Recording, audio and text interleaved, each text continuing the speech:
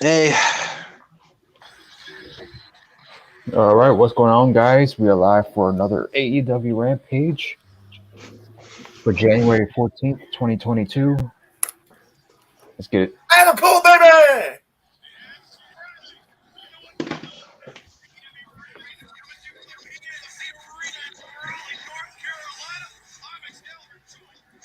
Raleigh, North Carolina. Which is where Ram was when he, because he was at Dynamite and everything, and he was probably there at Rampage too.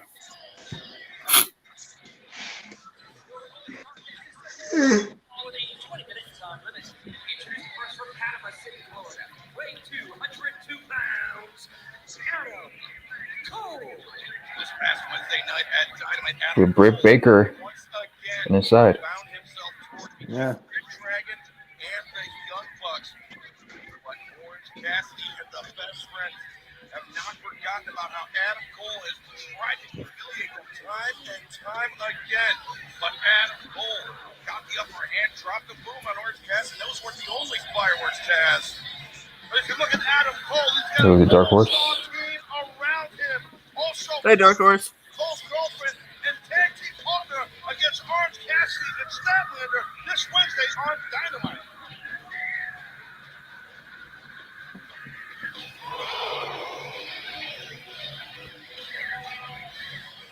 It's still weird seeing Trent without any hair. Yeah, big reaction right here, Excalibur. What was that?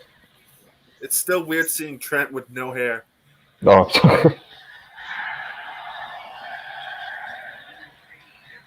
Carolina is Adam Cole country.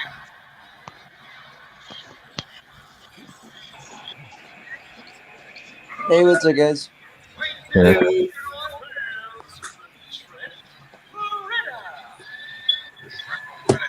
Razor sharp since returning from injury, but he came back and right into this rivalry between Orange Cassidy's best friend and Adam Cole, Young Bucks and Red Dragon. Dennis. Testing. Hello. Hey, what's up? Hey, I think you sound kind of low. Can you hear me now? Rampage. Yeah, your volume's kind of real low. Yeah. Okay.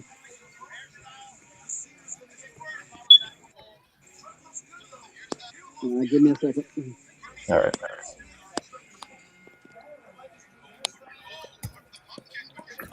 Trip versus Adam Cole. Yep.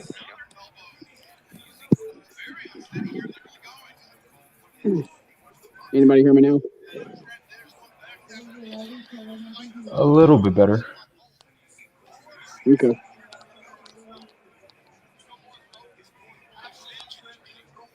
Is Remington there with you? You what? Remington there with you, or by yourself? No, he's probably out of town. Oh, okay.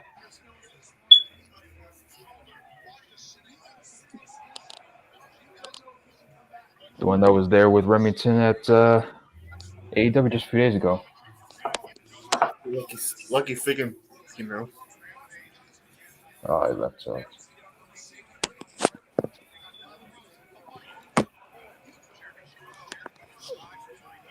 Yeah, I got used to StreamYard.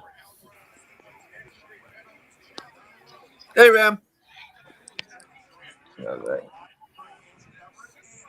All right, there we go. Yeah, that's good. Dennis. Hey, what's up, guys? I'm doing all right. How are you? Yeah, Playing some baseball. okay. Yeah, StreamYard's gonna get used to. I can imagine you were tired, Ram. The greatest hug ever. You see the profile pic? You'll understand. Oh yeah, I see it. Yeah. I would say Tobey Maguire is the best Spider-Man. That was the greatest hug scene ever. I don't care what anyone says. That was a really good one.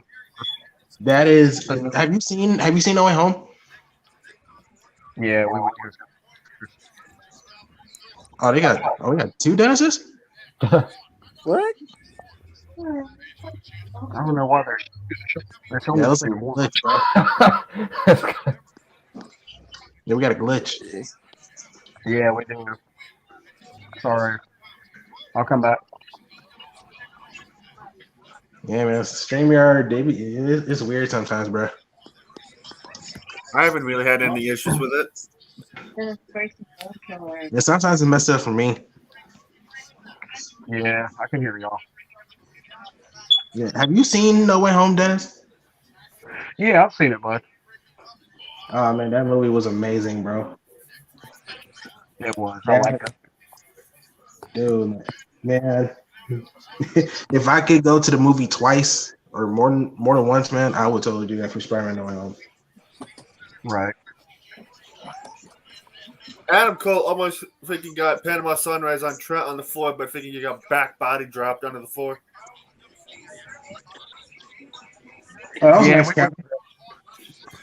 That's what it looked like to me too, Ram. Honestly, you know, it'd be cool. Yeah. You know, it'd be cool if freaking Trent turned heel and became more vicious and angry. Because when I look at his new hairdo, when I look at his haircut, like he looks like he could be like a very aggressive, type of wrestler. You know, he just has that look that he's not playing around no more. No more hugs. No more best friends. Like, you know what I'm saying? Yeah. Yeah, I could totally see that. They would push if they book that. They had Lita on SmackDown. Jesus Christ. Yeah. Oh yeah, they did, bro. Ooh. Yeah, they They have. say Yeah, that they are fucking desperate as fuck. Yeah, and then guess who's in a promo with her? Take a guess. Edge. No, Charlotte. Hang on. And of course, when I saw it, it's like, well, time to use the bathroom. I was like, Jesus Christ. And apparently, Charlotte is actually going to be in the Royal Rumble, so they're going to pull another Brock Lesnar. They're going to do the whole Brock Lesnar thing when he was WWE champion and he was in the Royal Rumble. They're going to do that with Charlotte. Right. But the only difference is, at least Brock Lesnar actually put over, Drew McIntyre. Made him look strong. Charlotte ain't gonna do that. Can everybody hear me, Uncle? Yeah. Yeah, I can hear you. But we got two Dennis again.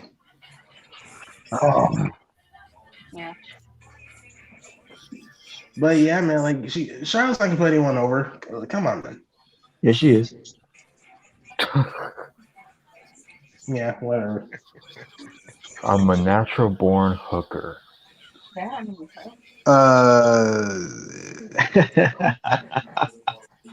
mean, if that's what you do, then more power to you. But I got your hook up here with chance to pro wrestling. holler! Did you hear me? What the hell was What that? the fuck is that? Yeah, I don't Hey, know. what's up? That sounds like an echo. Yeah, buddy. Hey, Ram. You know it's all about the flex. William Rem, baby. All right. Baby. Ram, please don't start trying to freaking make your own entrance theme for your YouTube channel. Yeah. You know it's all about the squats. Adam cool. Rem, baby. You know it's all about the Cedar Suts. No. Yeah, I already saw the matches live, so I don't even have to watch shit. I was like, shit. You know it's all about the weed. I'm just glad that you're RB here. Smoke it up, baby. Bro. You know it's all about the cock push-ups. What? Hey, Crystal, by the way. No. Look at those little smarks hugging each other. Look at that! Look. Wow! Look at those smarks hugging each other. Look at that! Look. Oh, okay. Look at the Fucking smarks shit. hugging. Now, if no one's ever been to AEW Live, if you ever get the chance, comes to your town, fucking go. It is worth Go. every penny. Go. I would have gone if I did freaking had my freaking shots and everything, but that's I fine. would have gone. Actually, well, guess what? You didn't have to show vaccination. Oh, what the fuck? Like literally, like they didn't send me a message till I went there. They said you don't have to show vaccination. I'm like, then why the fuck would you say that the first time? Those are the rules of the stadium. I'm like, okay, but I mean, and I ain't gonna lie, walking up and down those stadium steps just to go to the bathroom, man, my legs were fucking hurting. That's only if it's That bad whole around freaking your area. vaccination thing is stupid, man. Man, you saw the seats I got. I was on the floor, dude. Those are some good damn seats. Oh man, yeah, that was good. Those good. Yeah, I saw you uploaded some videos. Fucking shit. You can feel the pyro, you can feel the heat from the pyro all the way back there. Yeah. Oh my god. Like, it's fucking insane. I saw Jericho's short midget ass from a distance. I'm like, damn, he's a midget. God. Adam Cole trying to be Shawn Michaels. I should have ran up to the thing, but eat a salad! Yes, I agree. Fuck Fozzy! Those guys in there chanting weird shit, man. That one dude, the dude behind me was wearing a Hookamania shirt. I was like, yeah, some gay ass shit, my boy. Wait, gay ass. I shit you not. It said Hookamania. If you don't get more gayer than that, Hook came out on like after the show Dark. No, after Dynamite he came out. He was just talking to his dad or some shit like that, and yeah, some fans cheer, but not the whole place as much as people think it is. Well, I mean, I saw the arena. It was pretty much empty. Well, not empty, but like there was more CM Punk shirts there than anything. Oh yeah, I did notice that. Well, let's face it, Hook is not going to sell more merchandise than fucking CM Punk. Somebody's paying for that if that happens.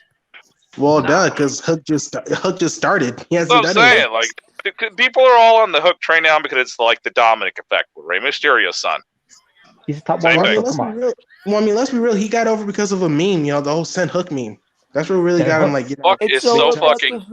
Yeah, because the fucking Khan came out and said Hook, and I was like, I was in the camera gonna hear me. I was like, oh fuck him. Wait, was Hook on? Fuck him. Even the guy next to me liked Hook, and I was like, oh fuck Hook. He's like, oh, I like him. I was like, fuck him. I didn't care. I didn't care if this dude was next to me. I said, fuck him. Damn. What you gonna do? How full was the stadium, by the way? How far was the stadium? It was a 2-hour drive. 2 hours. How full was it?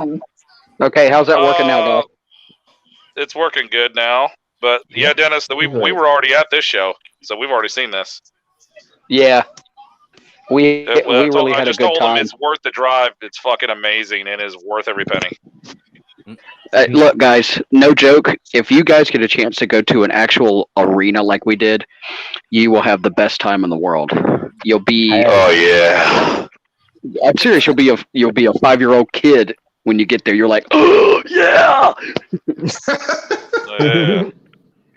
That's how everyone was. That's how everyone was when I was at. I've always. I can't fucking hear who's talking.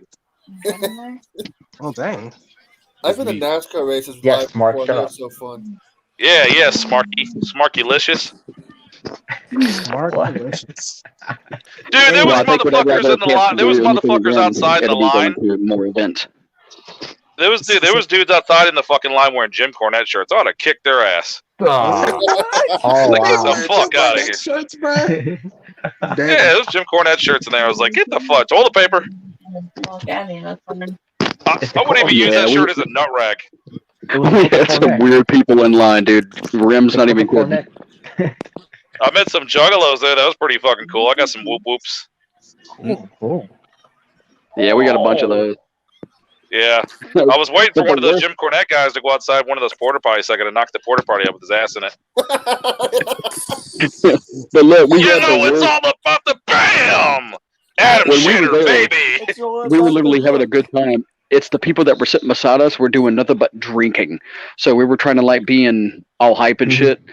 And everybody else was like, yeah, let me get another drink. I was like, dude, sit the fuck down and shut up. Yeah, there was some drunken dude. Yeah, that's why the guys next to me literally were drinking so much. They were at a bar before the event started, and then when they came over, these guys literally drunk about like 6 beers apiece almost, and they were driving home. Man, that would have been my kind of people then. Yeah, that's yeah, typical. I've already that's typical of a Hook fan. That's very typical. So that's a drunk. I'm drunk people, man. But It's all like, in all, I had a good time. I enjoyed it. Yeah, next time Hook comes out, I'm gonna throw a book, and they'd be like, "Why'd you throw a book at Hook?" Because I thought you guys said throw the book. let's book Hook. Don't throw Adam with Dude, I was screaming out loud. It sucks they didn't hear me. I was all the way in the back and shit going, Bieber fever! You what? Yummy! Yummy. Oh, hug him! Oh my god. By the way, Ram, Mr. Stark. Fuck! Dude, I was sharing out loud like wrestlers that don't even work there. Fuck Biggie! Oh my god. I do anything. Yeah, when Billy Gunn came out, should have went, "Where's Chuck?" Wait, Billy Gunn came out?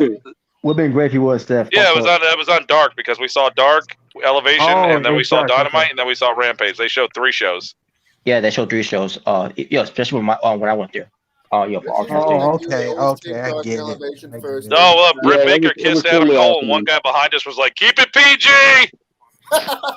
Yeah, keep because the Young Bucks kissing Adam Cole is okay. Well, look, there was one guy beside me, man, that was like so stupid. I mean, he kept literally ruining the match because he was a seat behind me, but 2 in front of Rim. And the guy's like, "I don't know who that guy is, but fuck him." I was like, dude, shut up. That sounds like my guy, dude. Enjoy the match. Dude, wait a minute. Yo, that sounds like my mom. I don't know who that is, but fuck you. Dude, I can imagine like if I was with my mom in a wrestling event, and he's like, "I don't know who he is, but screw you." Yeah, Crystal will eventually have to go to event. We'll eventually go. Hey, Ram, I mean, came out. What it's worth it because Oh, by the way, this is a late shout out, but shout out to J-Man because he gave us a shout out on one of his videos. Oh, okay. Yeah, Who J-Man's gave legit. you shout out? J-Man's legit. Yeah, J-Man. Well, it's funny because he was at the Raw in South Carolina, and then the next day I was at the Rampage in Oh, poor thing. Dynamite. Oh, Yeah. wow. Yeah, I know. Yeah, sit to him in that Raw. Well, he would have had to drive hours further than I would, so I don't blame him. Man. Oh wow, I didn't even. That's cool. I wish I could have been there just so I could have seen Brody King when he debuted. Dude, I walked up and down those fucking areas, and I swear to God, everybody looked like me like I was one of the wrestlers. Like, they were all looking at me like I was going to be some surprise entry or some shit. yeah, Rim, tell him that story of what happened when we were leaving. Dude, one guy looked at me, and I heard him talk to his girlfriend. Dude, I thought Bray Wyatt walked by me. I'm like, what the fuck? Like, what? You know, I can really imagine. I can totally see like if you were in an arena and like someone saw you, he's like, "Oh, is he a new wrestler? Is he gonna like come from the barricade?" Well, we walked out, and there was an older guy with a CM Punk shirt walked behind us. He talked to me and Dennis for like an hour out in the parking lot. He was like, "Oh, damn, boy, you on the roster?" I was like, "Nah." Exactly, bro. Exactly. But he was all right. He was a really nice guy. So I mean, he was just Yeah, he like was cool telling as me, hell. I could totally not a see bad person. He would be a wrestler. He had a CM Punk shirt, so he was cool. His son had an Adam Cole T-shirt. There's a lot of Adam Cole T-shirts too. Ram, One guy had an old Sting T-shirt from like 1996. I was like, dude, I'm about to steal that. Ram, if you had like at least a year's worth of wrestling training, I could see you as a wrestler. I'm Probably. telling you, he's a great wrestler. I mean, he could pull it off if he gave. That if way he gave Adam it Cole a- comes out, I can knock his ass out. It's all about the boom. Oh, well, shit, what happened? What happened? What happened? It ain't about the boom anymore? Midget Kaz? You'd be great at promos, man. You'd be great at promos. Stone Cold Steve Austin. Also, We got the perfect jobber, Sean Spears. Oh yeah, man. When you lift some weights, you pump some iron, you get big, boy. You walk around that crowd, they do think you're one of them. I ain't gonna lie, I got looks all over. Yeah. Yeah, I'm not Too surprised. many looked at Fucking Rim most of the security's time. like 170 pounds. They're looking like, oh shit, what are we gonna do if this motherfucker hops over the barricade? Thunder, rose up. I don't think any other freaking security would fuck with you, Ram. I'll do the Goldberg at Ramberg. I still. And I mean, like most of the security It's gonna guys. be like your mom dropping her panties one night. You're next.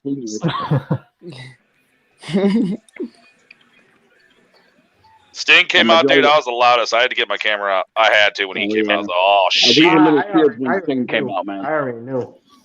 We all knew Fucking- that Ram, you were geeking out when Sting came out, Ram. Because it's the first time I ever seen him in the full blown suit right in front of me at a red event. I mean, that's 30 years of waiting. So This is probably going to be freaking Sean Spears' first win that I've seen. That's still weird. Yeah. I haven't seen Andrew Everett. well, since wait he till you was see Jalen ever go to an NXT live event. He's in front row, and his boy comes out. You'll see him freaking out too. Yo, How's when Warlow was there for you, Ram? Huh?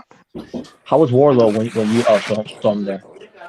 He was cool, man. You could hear those power bombs that he was doing on Punk, dude. They made Punk look like he was getting killed. I mean, I'll give Punk respect. He did put Warlow over, making him look strong. He did. Yeah, he did. Yeah, He did. I'm glad because I was afraid that they were gonna just have CM Punk just pin him like Because he was nothing. it sucks he got a roll up, but hey, it was a sneaky roll up, so it still made Warlow look strong. It really did. Yeah. Like I mean, I would have liked it if it was no disqualification because there was tons of people chanting for Warlow in there. There was tons of people. Like when he grabbed, when I was behind Wardlow when he was grabbing MJF's finger, and even we were all getting up chanting, "Break his finger." I wish we could have heard that on the freaking audio, but they didn't have that in the audio. Damn. The reason why they darkened out most of the place, so you can only see the certain rows, is because not trying to put AEW down, but not all the seats were full. Yeah, I saw that. But Because oops, sorry. no, I was gonna say because I saw like there Go was ahead. quite a bit of tickets left and everything, and I guess a lot of people didn't know it was going to be in Raleigh or something. I don't know, but yeah, there was a couple people there that went to they must have had some fucking money in their hands because they were like, oh, I was at the Greensboro show, I was at this show, like Jesus, you've been to every AEW show in North Carolina. That's funny, by the way. Like I saw because you can see from the other side like that the other side of the arena was pretty empty. Well, it's the same thing. Like if they do it at a WWE event, they have to blur it out. Yeah, it's the same thing Make it with look like it's more packed. Yeah, I'm surprised. I'm surprised from AEW that had to do that. Yeah, it was awesome. We had a really good time though. It was fun. I mean, Dude, we heard a guy way up in the rafters near the bathroom going, "Briscoes!" Bro, I wish I they guess- did I that, guess but that's the Briscoes. since they're so loose cannon, you don't know what they're gonna say. I get why Yeah. Tony Khan said he's Now, not- here's the not funny letting thing when you go live. When the lights go dark, it's weird because you get to see everybody's tricks. You get to see them run in the ring when it's dark, and you see them, and you're Yeah, not you can, used to seeing that. On TV, you can't though. Like when the big dude debuted in the House of Black, everybody was freaking out about him. Brody King. Brody King. Yo, you Yeah. know, if I was in a freaking wrestling event and like freaking like if John Cena was there, bruh, and I heard his music, oh, you're gonna hear me scream. Like if I was Dude, recording, Spears came out with his chair, dude. I wanted to go take a shit. I was like, oh, this is boring. well, Basically a jobber be a jobber. yeah, like he was a jobber in NXT, he was a jobber in WWE, he's a jobber in AEW. Like who cares about him? Now, I will say the main event tonight for Rampage, Jungle Boy and Luke Source was really good live, so you're going to enjoy that match. All right. There was no table spot, right? How long was Sting and Darby out in the ring after they beat They were only out there for like a few minutes and everything. I didn't Yeah, care. I got to see they're- Sting in the gear. That's all I wanted. Yeah, I figured they would. That's off the bucket list now. Go to a big wrestling event live, see your favorite wrestler of all time in the gear, actually doing his thing, getting to meet him in person. That's crossed off now. I'm good. Did Tony Khan come out at all? Yes, he did. He came out a lot. He came out after the show and he was like standing near us and all that shit. Yeah, he did one. Yeah, on my Facebook page. Sorry to be so loud. On my Facebook page, I actually have a video of him coming to us Oh God! close to the. They're freaking showing the Acclaimed freaking rap video with freaking doing it. Looks Yeah, like me and Dennis tried to get to him, but there was too many people, and then eventually they wanted us to get out of the arena because they were clearing it out. Really nice But guy. he was really nice, man. He come on after a lot of the things that keep saying, get loud, stuff like that, and he was cool as shit. I mean, he's short as fuck though. I ain't gonna lie, he's like 5'5" or some shit. Yeah, but you can tell, that he loves his fan base and everything. I'm just looking at this motherfucker. I'm thinking, well, there's a midget billionaire right there, right in front of me. A major billionaire that actually gives a fuck about wrestling. Yeah, What the should hell? ask him. Can I have some money? The Acclaim are looking like Darby Allin and Sting. That one Yeah. guy was supposed to be Sting, Oh, looks like he's a member of Kiss. That's what I said. Sting and Darby, they be staying Well, where what's the difference? the acclaim, staying where the ops stay. It is in the game, by the way. I don't even want to know what this was like watching it live, Rim. these losers literally are not even on Sting's level. They couldn't even lace his boots. I don't even know why they're facing Sting, and I don't even know why. Because they beat them down a few weeks ago on Rampage. Well, I mean, they're not facing him on Rampage, no. Well, I know not on Rampage. I'm just saying, like, why Next are they Dynamite, facing though, them? well, I mean, that's an easy win for Sting and Darby. Yeah, come on, yeah. Sting and Darby for tag team champions. Book it, Tony. Actually, I wouldn't mind that. I would not mind that. No, I'd love to see So that he one. held the title at least one last time, and nobody will bitch about it, hopefully. Well, I don't really care for this match. Yeah, I wouldn't mind seeing that one. Why? Because Jordan Guards go! No, because I just don't care. Fuck him! I didn't say anything about Johnny Gargano. You mentioned him. Yeah, you did, Smarkalicious. Hey, man, when they were setting up for the 6-woman tag match, did they do the entrances, or did they just have everybody just walk out? Yeah, They did. There was quite a few times where the jobbers would walk out and you'd see them come out to the arena where they didn't have any music. Wow. What's so weird about seeing a live event, though, is it's so quiet because all you hear is the fans because you're so used to hearing commentary. So you're not hearing the commentary there. I can,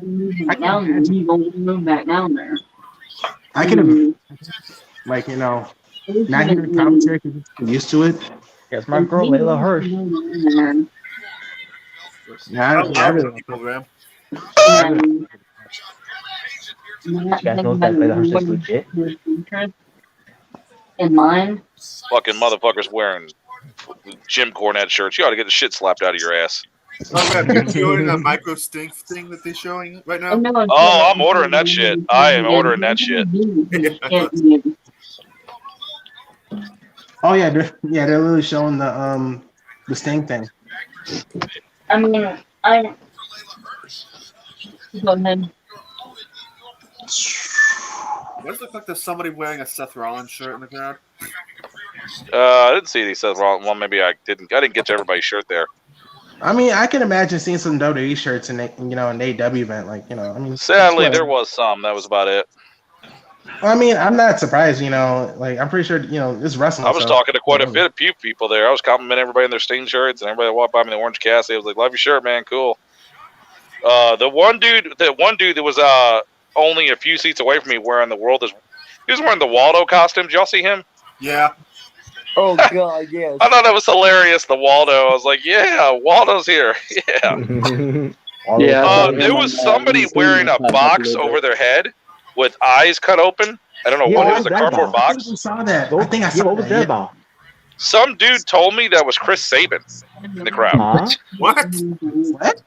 Chris I was like, Sabin. "Oh, bullshit, because he went to the bathroom a couple times. I should have went and followed him. Like, are you Chris Sabin?" Why would Chris Sabin be wearing a box over his head? That's Well, That makes no CJ, I was sense. next to 4 drunks, so they didn't know what the fuck was what. Dude, they spilled their liquor all over where my legs were at. Dude, there was beer all over the floor, popcorn. They were disgusting. What? I mean, they were cheering for people. The dude next to me was just, I love it. If you're gonna drink responsibly. Exactly. Be like a Thriller, not a Tiller. Yeah. This is why, dude, this is why man, I can't deal with drunk people, man. It's Coming like, soon to man. AsylumShop.com. Are you looking for that smooth alcohol drink? Just want to know where the bitches are at? Well, come on down and get the new Natural Born drink. It's really good. It's real smooth, and it goes down really great. Even gives you somewhat of a hard-on. Says all the bitches even love it. Get your new Natural Born Thriller Smooth Vodka. Asylum shops everywhere. May cause gonorrhea, diarrhea, might cause syphilis. I love And then John smooth- Cena I love the appears on the smooth part. TV. Yeah, it goes down smooth like a baby's ass. Shut up, Stone Bold. What? I agree, Otaku, even though I hate the Acclaim. He hates women. Oh yeah, I was gonna say Max Caster, has done more music videos than John Cena or everything. Oh my God, it's Dennis! I don't know if you guys know this. The Acclaimed were actually trained how to wrestle by Brian Myers. Hey, Dennis, you should get your picture up on your display. The one Right. I took of you. I probably will in a minute. Yeah, Dennis So did a was flex. MJF. His was pretty cool. Most professional wrestler, primary. That's cool. What is that woman hating son of a bitch doing in the comments? Why are you here? The acclaimed rap was better let me than see. the acclaimed rap was better than any Cena ever. Yes. It's better than Aiden Johnson music video, which is a rap. This is And better also than John coming Cena, soon. period. And also coming soon to AsylumShop.com, the new T-shirts. That's not Jalen. It's a picture of Jalen. T-shirts coming to Asylum Shop. Hey, I better get that 50%. Yeah, 50%. And also, if you pre-order now, get your new The Nature J Jalen Flair T-shirt. And there's Jalen's gimmick. I mean, hey, as long as it's Ric Flair, I'm cool. And also get your new Juggalo Gamer I Poop Today T-shirts. Oh, I'm ordering 2. And also get your I ran over people T-shirt. Oh, dude! Somebody showed up to the event with the AEW shirt, and they made it look. And they made it. It was a custom shirt that made AEW look like the old WCW Nitro logo. I wanted that so bad. Oh wow, that's so fucking cool. Yeah, I've seen like some logos like that, like when they make it seem like WCW. Like I've seen that. Yeah, people were holding signs up. I wanted to hold the sign, subscribe to the Asylum so bad. I forgot to do it though. I should have ran by the dollar store and did it. Shit. Oh Jesus, man, we gotta get that. I'm gonna get it next time I go. I'm gonna hold one up like that, and I'm gonna hold the sign that says "Need gas money, taking donations." Oh, if I did get a sign, I'll probably let you know. Subscribe to Mr. Rick and Jay. You guys see those video game signs? I'm gonna hold up a sign that says "We'll flex for sex." Let me know how that works out for you. You already know. There it is. If you ever see a Charlotte Sucks sign, you know who it is. Next time I'm gonna hold a sign that says "The Weekend All Elite." If you ever see some guy out in the crowd wearing the Charlotte robe, that's Jalen. So simple as that. He said, "Look at it's Jalen's heel turn." We knew it was coming. We knew it was coming. Wow. The way to spot Jalen is when he's dressed up like John Cena. Oh yes. Nope. Smash that like motherfucking people. Smash that motherfucking like. Speaking of Charlotte, yeah, she did a promo with freaking Lolita. It was so boring. And any Charlotte promo is boring. Now the Rose came out and I should have been. It's got a cock. Well, they'll kick you out. Yep. I don't give a fuck. They'll kick you off for that. No, it'd be funny but messed up if someone had a sign that says "It's ma'am." Oh, man. You got a good idea. I'm gonna take a picture of that motherfucker, put it on a sign. "Ma'am for world champion." It's ma'am. It's ma'am, motherfucker. You want to go outside? Don't call me a fucking. Don't call me a man. It's ma'am. What's the fucking difference? You got a dick and balls. Hold on a minute. When you come in GameStop, motherfucker, looking like Matt Riddle's a tranny, what the fuck do you want me to do? And as far as I'm concerned, when it comes to Lita,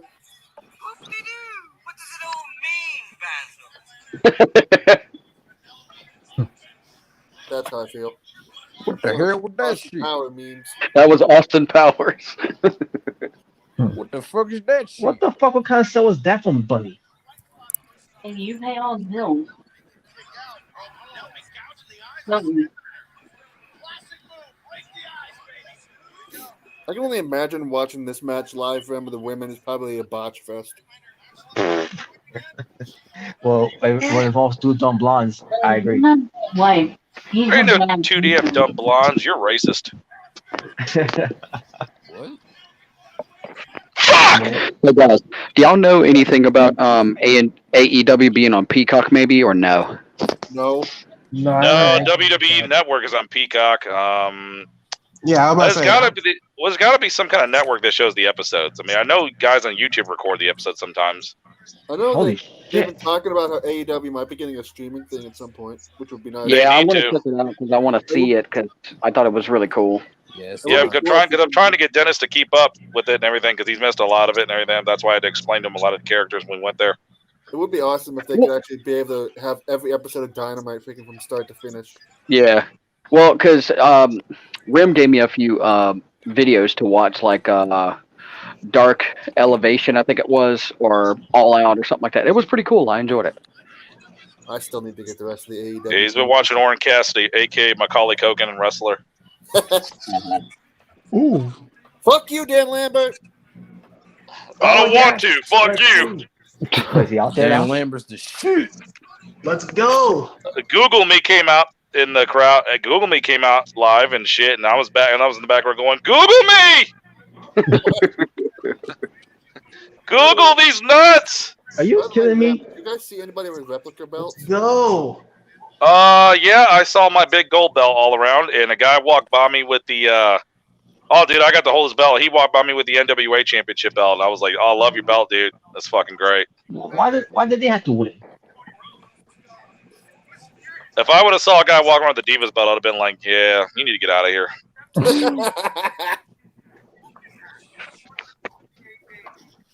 Fucking Jim Cornette shirts. I can't get over that shit. Man, fuck you. Jim Cornette shirts. NWA is selling replica pounds of gold. Fuck you. Fuck come on. you. That's not the worst thing in the world. Well, good. I'm going to make my own custom fuck hook shirts. You guys want one? Yeah, hook shirts are worse. Oh, come on. Dude, yeah, fuck hook, man. I bet you they'll get a little riled up. People will be like, oh, that's bullshit, man. Come on. The truth is the truth. What can I say? Come on. He's top number wrestler. Jay Lethal! And then, of course, I look right behind me, and I hear a guy drinking a beer. What shirt is he wearing? Fucking Stone Cold. I'm like, Jesus Christ. Of course. It's about time. Let's go. Finally, someone. Finally, someone I want to see. Wow, you sound so happy to watch this. Jay Lethal's cutting a promo on Ricky Starks. What's up, Jesse? Oh yeah, Jay Lethal coming out talking shit to you know who, Mike Situation. I saw that. That was really great. Dude, he came out, dude. Everybody was jumping for Jay Lethal. I was shouting, Jay Lethal, yeah, fuck yeah. You'll see what he does, dude. Listen, watch what he lays down, dude. Watch that shit. It's good. Oh, the Macho Man! Oh, it got me. Yeah. Let's get Lethal. Gotta ask permission from your daddy. Come on, bring back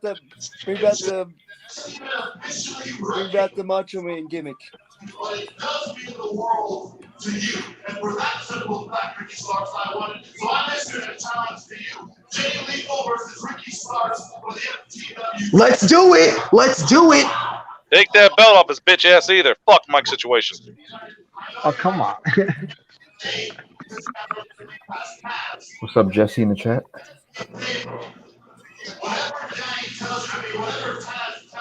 What's there? Dang.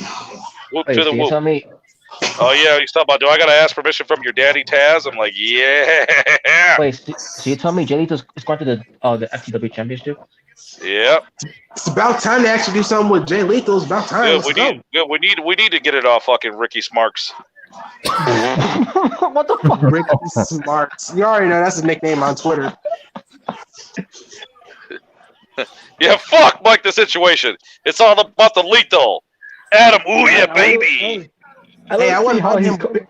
I don't see how he's compared to Mike's Situation. I wouldn't mind Because he looks like him. He looks like a fucking dumb Guido. Oh, come on. What the fucking shit? What the fuck, man? I'm waiting for Snooki to come out. He doesn't get that kind of hair. Come on. By the way, I'm gonna sit there and I'm gonna challenge Mike Ricky Smarks with a belt, and then I'm gonna puddle drive his ass onto his hair gel, and then give him the elbow from the top rope. Yeah. Who the fuck is talking now? Trying to cut a promo right now about Ricky Smarks. Let me ask you a question, Natural Born Brother. Yeah. Why do you got a picture of Yummy in your display? What the hell is a hook? The right hook I gave Spider-Man? Yeah. Robert Peck looks like a character from freaking Streets of Rage. Well, if I You know recall, what looks I like remember Streets of Rage? Me Well, when I'm recall- night whipping off the condom wrapper. Who Yeah. looks like a character from Streets of Rage? Hook. Yeah. Looks like Kyo Kusanagi. You know You what? know He what kind Hook of looks like to me? Some asshole that I'm about to pile drive. Why is Dark Order facing Jungle Express? Because you gotta watch it. I was there live, and the match was macho awesome. So you gotta watch it now. It's a good match. You got Midget Goldberg out there. That's the Dark Order's in the top 5 in the tag rankings. I was out in the crowd. I saw John Silver, and I was like, Midget Goldberg. It's more like a midget Eric Rowan. I only saw one dude, and they were the same Stain hoodie and shit. One guy came up to me. He's like, "You a Stain fan, man?" I'm like, yeah, man. He's like, "I grew up 2-2." I'm like, "Damn right, man. Stain fan, just Stain fan." Then one kid came up to me and fist pumped me for my shirt. He's like, "I love Stain." I'm like, "Yeah, buddy. That's what I'm talking about, little man. Get on that shit." It's nice when these young kids actually like these older legends. I'm glad. Hey, if I had a kid, I'd be introducing my kid to the old shit too first. He wouldn't be watching that new age crap. You just be showing all these VHSs you have. Oh, look, Daddy, I'm watching New Day. Oh, I'm taking this shit off. Turn the NWO. Turn the NWO. Fuck this. I can just Yeah, imagine 'cause playing everything every really VHS of sucks. WCW. It's You time have for the main event. Oh, look, they have the 24/7 belt. Nah, son. Throw that shit in the garbage. Here's the Winged Eagle. Get out of here. Yeah, throwing the garbage. Oh yeah, At at Walmart, Walmart, they they had the Walmart. Well, look, Dad, it's Charlotte. Oh, that's better. I can deal with that. Oh no, it's not. At my Walmart, they had the Walmart version of the newest version of the Intercontinental title. I almost bought it. Oh, I was sitting next to a guy in the crowd that's been to events that actually set up the rings and shit. Like, he showed me pictures. He actually had to go pick this guy right next to me in the seat. He was a seat next to me. He's been to the events. He set up the rings. He's met the wrestlers backstage. Showed me pictures of that shit. He had to go give John Cena a ride home because Cena broke down somewhere. Shit, you know, he had the pictures. Wow. What? Wow. That was great. Oh, I should have looked at him and been like, so, how do I compare in size to that little punk? All the money Cena makes, and he couldn't even get a decent car. Well, I mean, shit, I try to stick up for Cena, but things can happen. You could be stranded. Yeah. yeah. I mean, that's But cool. yeah, of him he had to to give Cena a ride somewhere, and I was like, well, how is he? I mean, he's got his moments, but it's whatever. But yeah, he fucking picked him up shit, and I would have been in the back seat. Imagine if he said, "I gotta go pick up Cena right now." Really? Where? He broke down North Carolina. Really? I'll ride with you, and I need to give him a hefty bag. That's me. Sitting there choking him and shit. Yeah, you motherfucker. Yeah, choking him fucking hefty bag, motherfucker. Yeah, you can't see me. I'm in the back seat. You can't see me. That's right. Yeah, I'm the peacemaker, motherfucker. Come on. Fuck Fast and the Furious. That would be great. Hey, guys, did y'all hear the news that I think Ric Flair said either on Facebook or whatever it was that he was never going to go back to WWE and he's coming to AEW? Well, yeah. Woo, brother. Yeah. I don't care to see Ric Yeah, Flair. because Wait, what's wrong with the legendary dick flipper? I was just about to say, because all the stuff you've been doing, WWE trying to erase you. Yeah. Hey, what's wrong with trolling your dick near a hostess? It's kind of like What's wrong with that? it's kind of like when they got rid of Hulk Hogan for a while in 2015. Well, Ric Flair and Dashworth, they're really got something in common. They're drunks. Yeah, I forgot when he said about Chris Canyon. You didn't say shit. Come on, guys. He's Flair. Come on. I don't care. Yeah, right, Tommy Dreamer? Yeah, that's He's just Ric Flair, crazy. right, Tommy Dreamer? Yeah. That's okay. I mean, if I would have rode with that guy picking up Cena, I wouldn't have done all that shit. But I would have probably got him on video chat with somebody that liked John Cena and be like, I got a guest for you. Here you go. Check it out. And now I'm going to sit here in front of Cena and go, what did the five fingers say to the face? You can't see me. Slap! Oh, I know. I was thinking. Cena deserves a freaking good slap in the face. What the fuck? Jesus Trailing Christ. that face made you look like Keith Lee. Actually, that's he does deserve a slap in the face because he sucks. What do you do when you have terrible to for wrestling. pee? You can't see me. I'm Oh, limited. I mean, it'd be cool for one to literally enjoy one WWE event just to see how it is, and then go to all the other ones. I would definitely go to NXT 2.0 event. But yeah, Oh, yeah. Jalen, I ain't joking. He did really go pick him up. No joke. That's cool. That's really cool, man. Imagine, I'm like, hey, now if you're gonna go pick up Hogan, I got some shit to say to his bitch ass. Oh, No, not Hogan. So Terry, how do you feel about a mixed guy in the back seat? Huh? How do you feel about that, huh? Did it offend you? Well, listen, I like you, brother. Oh, that's right. Yeah, whatever. Rip him. I don't give a fuck. So, And then Jason around with so let me ask you a question, Thunderlips.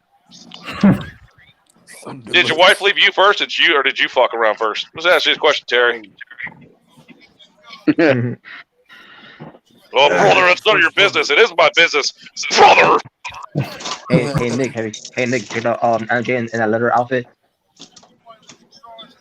Hey, Terry, you got that fanny pack with cocaine in it? She was excellent. Hell yeah, she does. Oh. Watch, yeah, he be in there. Brother, I'd really like to go to AEW. Yeah, I'd rather you not.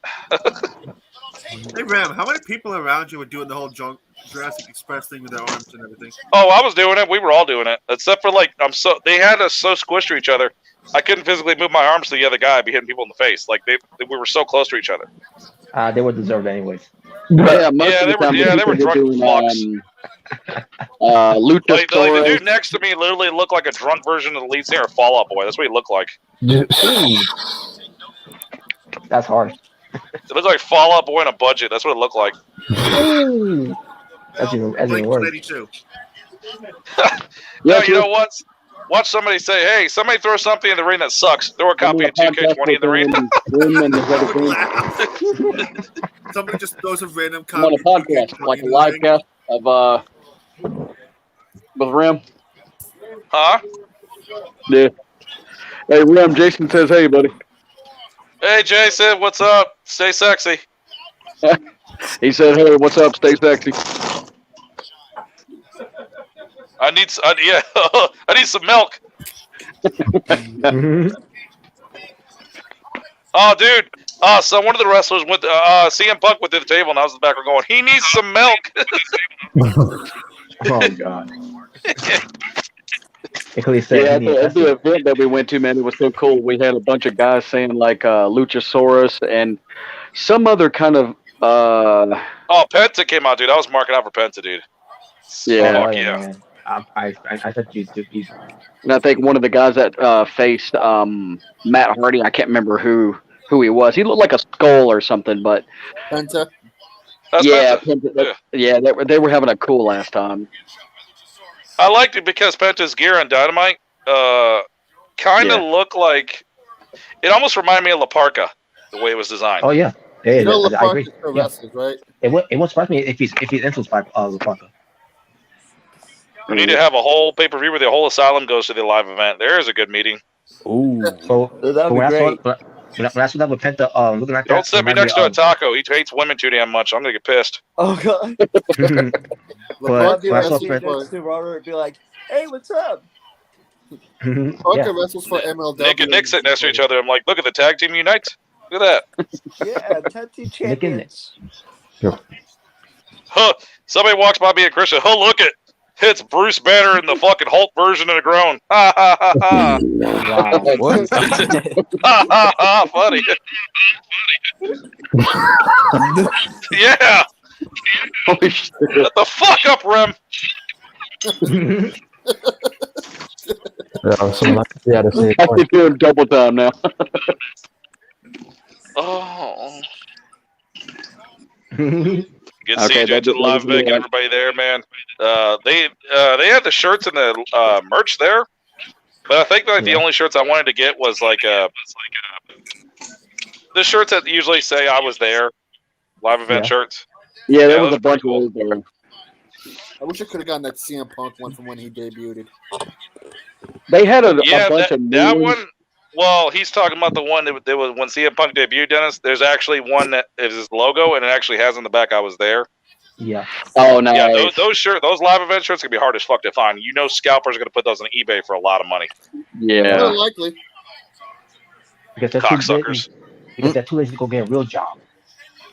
Yep. Don't put the whole asylum at event where John Cena's main event is. It's going to be like one night stand all over again.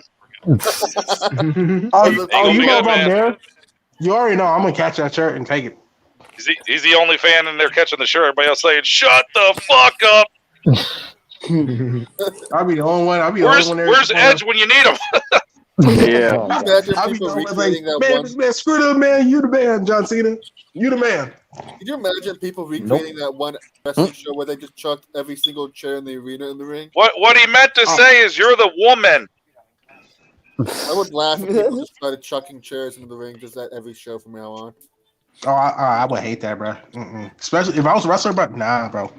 No, I'm. I would. It'd be funny to meet Brian Cage. I'd be like, "Hey, don't make me call Tessa now." Oh.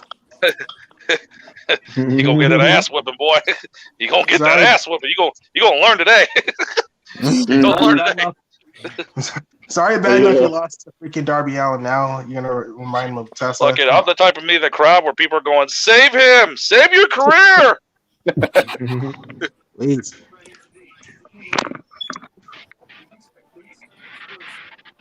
I can only imagine when Wardlow teased like he was going to beat up MJF, people were losing their shit. Dude, one dude had me cracking up, dude. Just Orange Cassidy was standing by the ring. The other dude was behind me going, "Orange Cassidy, you better calm the fuck down." Hey, the Warlord just wanted to hit him so bad, dude. Like, just literally, he wanted to, but MJ had it coming.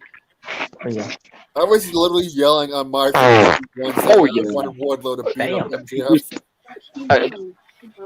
Like, MJ was literally getting ready to get his teeth knocked out of his mouth because Warlord was like, "I'm not putting up with Yeah, this." man, I'm getting tired of the Wardlow walking away. I'm like, kick his ass already. Yeah. They're building it up. Building it up. You know. Okay, if you're gonna build it up, you know what you need. You know what approach I would take? You better take the fucking Batista turning on Triple H approach with a thumbs down. You better do something like that. That's what I've been thinking, bro. That's what I've been thinking. People were saying that too, by the way. Wardlow's going to be AEW's Batista. I love that moment when Batista finally turned heel. I mean, face and shit. Triple H had to look. Oh shit! Yeah, that was great. That was a great moment. Like, I mean, I hope so, because I hope they push him. I just hope it's like they Triple H. You hit like Drax. I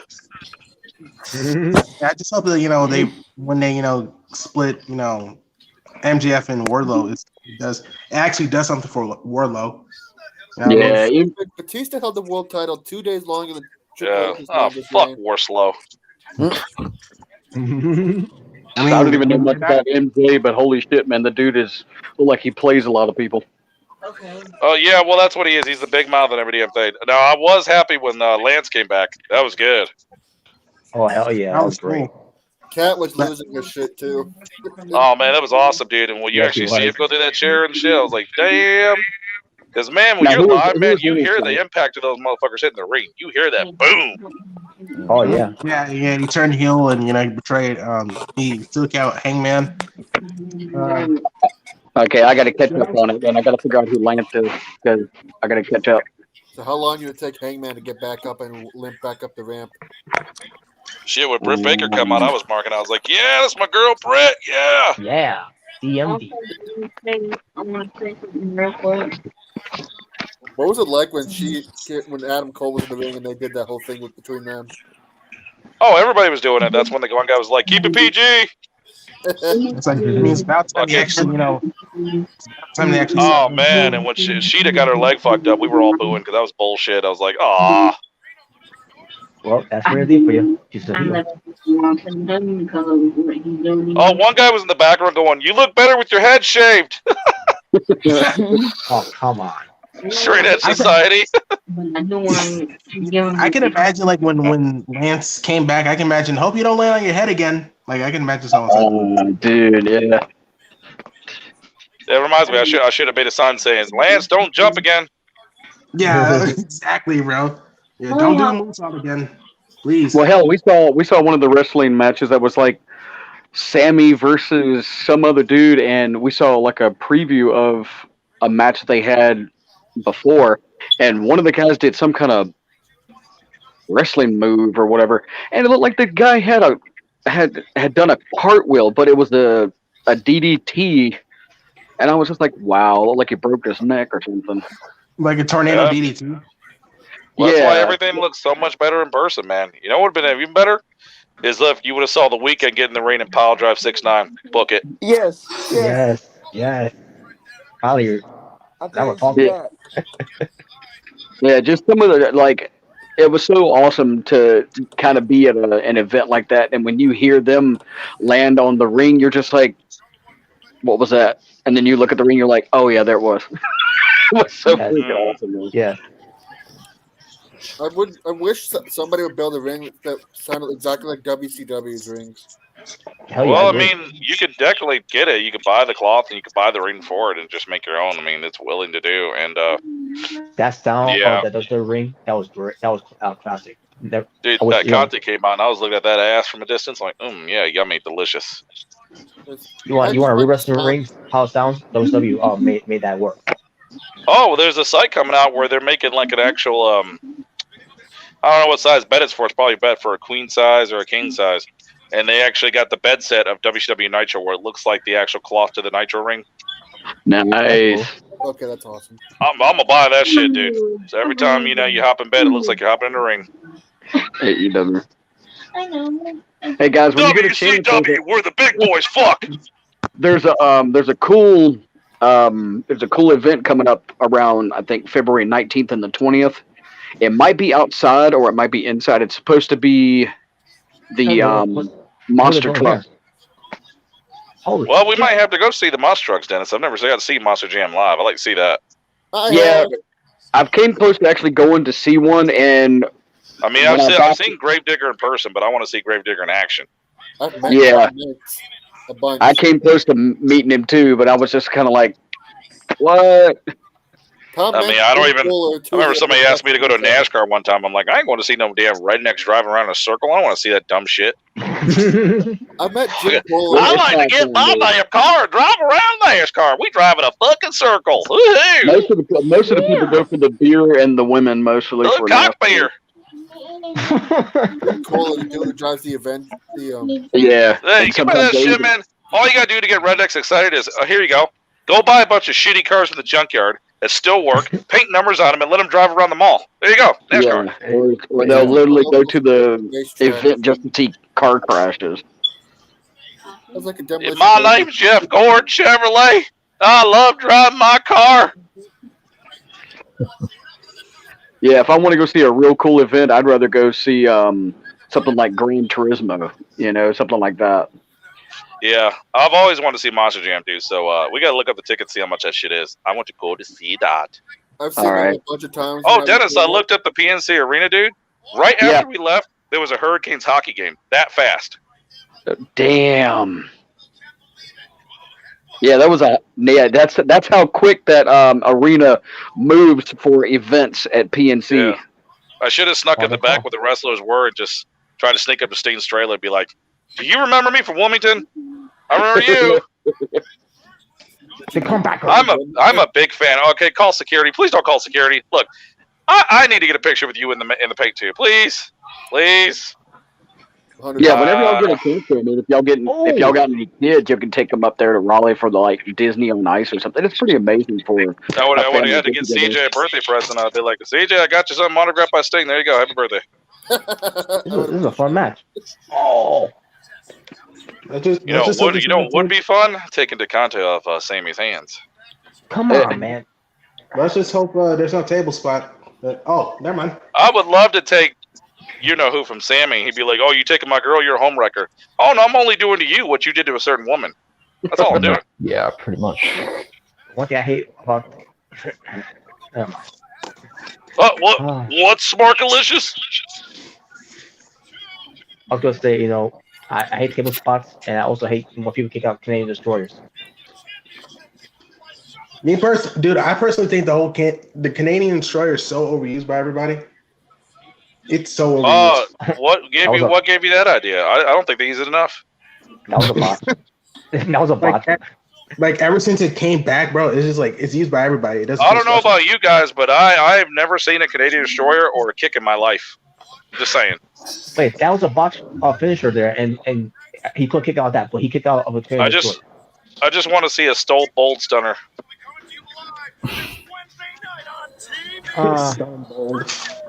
The finish was let down. You know what? Just like Roman Reigns, I should have went there with the sign. If Cody would have been there, I should have put a sign on it. Cody sits when he pees. He probably get offended. Oh, it's okay. Send Brandy.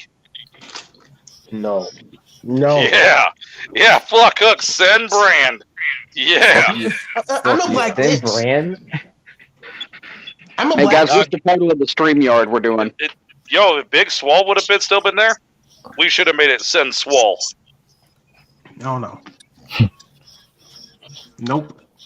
Yep. Nope. Send Nope. Sorry. She couldn't cut the mustard. Send Bieber. Send Yummy. Oh god! I literally look up for a second and I see that freaking movie that has a scene where Rock is dressed in a fat suit. Hey, do you talk about the Rock or Dwayne the Rock? Dwayne the Rock Johnson. Oh my God, he's in everything. Ugh. But what'd you say, CJ? He's in a fat suit? Yeah. It's a scene that takes place in the past. I forget the name of the movie. It's basically Central. I know what it is. Central. Oh, Kevin Hart, and he's a little fat kid. Yeah. I know. Bitch. Dude, that's some horrible CGI, dude. It looked like more was like the childhood for Rikishi than fucking Rock. Exactly, bro. It was like, bro. Turn it up. CGI was so bad because his eyes are so close and the head's wherever the kid's head they used was too big and it didn't look right. You look fat. I was like, for one, they both look like they're 47 years old in fucking high school. Kevin Hart's just wearing a fro. I'm like, he looks 47 in fucking high school. How many times does this motherfucker flunk? 74. Why don't you just get young kids that just look, young and just say it was them? That's all you gotta do.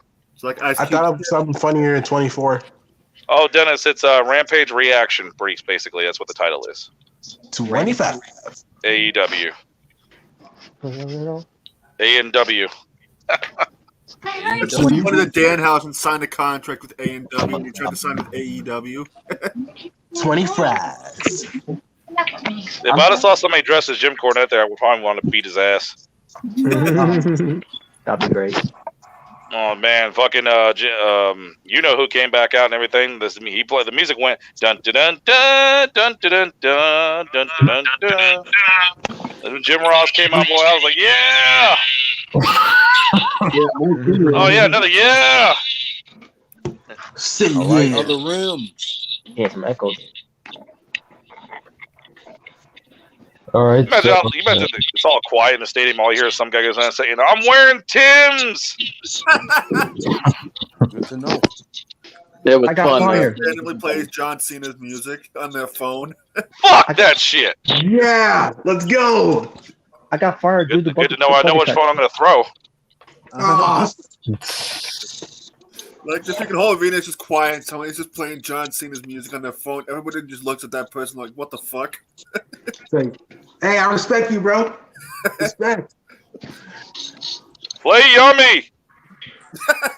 Oh, ew, gross. I never heard a song Yummy, so I want to know how it sounds. Well, Robert, you better get to it. Nope. I'm not a fan of Bieber. Who says you have to be a fan to witness greatness, Robert? You don't have to. You are a fan of Bieber. You like Hook. See? The tables have turned. For me, Hook is like, it's someone pointed out before. I think it was you, Jordan, saying he was looking like Harry Styles. Oh, I forgot. There was one more thing I said when I was in the crowd. I was trying to get the people's attention in the ring. I was like saying, I hope the table comes out. I hope he does. Oh I no. am the table. Oh, dude, I kept shouting out loud, I am the table. Ram is the reason why they had to bleep out the audio from the crowd for some. Probably. He was just yelling so loud you could hear it on the cameras. Yeah, dual world order. Oh, by the way, I'll give this show. What's the fucking difference? Get a cookbook. Shit. Get a cock beer. I'll give this show. Oh god. I'll give this show a 7 out of 10. Me too. 7 out of 10. Well, hey, Smarky. Yo, what's in your mouth? I was eating cookies. Oh, really? You were not eating cookies. Were they I am. cupcakes? Okay, No, I cookies. was eating cookies. Smarkies. And if you're eating cookies, you know you need to share. Oh yeah. Hey, you guys want cookies? He might have spit on them. I don't take cooties. Oh, they might be John Cena cookies. I ain't touching no damn COVID. I ain't touching no COVID cookies. Wow, John Cena cookies. Wow. Well, if it was John Cena cookies, I wouldn't see them. I'll give it to you that one. That's a good one. Yeah, like I said, Well, I give it a 7 out of 10. Since I was there live, I'm gonna give it 10 out of 10 because it was fucking awesome live. Yeah. So would you say like Sean Spears is a perfect 10?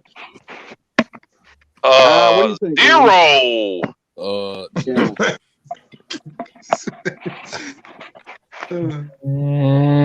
Anyways.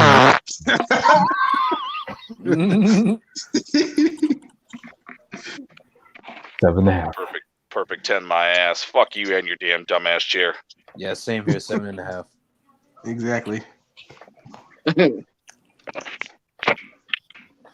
All right, so we got 3 reviews. 3 reviews. Yeah. For Impact Wrestling, ROH, Wrestle Kingdom. Yeah, so.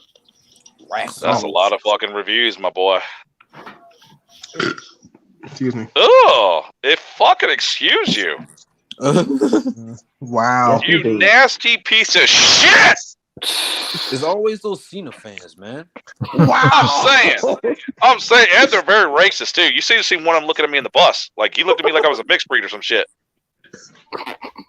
Racist and prejudiced. Also, they like to hate women like Otaku does. It's really sad. What, bro? Cena fans are a bunch of nerds. Wow. Wow. Okay. Oh, hey, look, leave Billy out of this now. Come on. Oh, Billy. I give the show an 8. Wow. Now, Jayla, do you actually have one of his actual, like, never give up shirts? Like one of them at least? That's a no. I don't, unfortunately. No. I'm shocked. I don't know why you don't order one of those, because those are his, like, main shirts. I would probably I would get them, but I really want like the old school, like like the Chan Gang Soldier. Like, whoa, what the fuck is that? Yo, Robert, you got Morse code going on over there. Yeah, because like I really want the old like Chan Gang Soldier, like when he had like the soldier gimmick, when he was You could probably find it somewhere. You just got to dig deep and look for it. Yeah. That's about it. Dude, if I could, bro, I would definitely get the John Cena like football jerseys, like the one he had back then. Oh man, I would totally get that. Yeah, you're probably looking at scalpers on eBay that are probably going to be selling for like $1,000. Yeah, see if there's a flea market. Unfortunately, because that's like me wanting like one of the original Sting shirts from WCW and he autographed it. Oh, a scalper would put that online for like $3,000. I'd be like, oh fuck that. Yeah, exactly. Oh, unfortunately. And by the way, shit, fuck you, scalpers. You're a bunch of cocksuckers. Yes, they are. I probably would get. I still can't give you a fucking PS5. I still didn't get one. I still didn't get one either. I still haven't gotten a new Xbox, but I could kill I it. bet they're not even fans of wrestling. Yeah, I doubt it. Let's see, PS5 or pre-order a sex doll. This is hard. They're probably not fan of anything other than being just low lives. Huh? Hey, my bad. I had to step off for a minute. Okay. That's cool. All right, so are you guys What ready is your for some picture? reviews? I can't see it.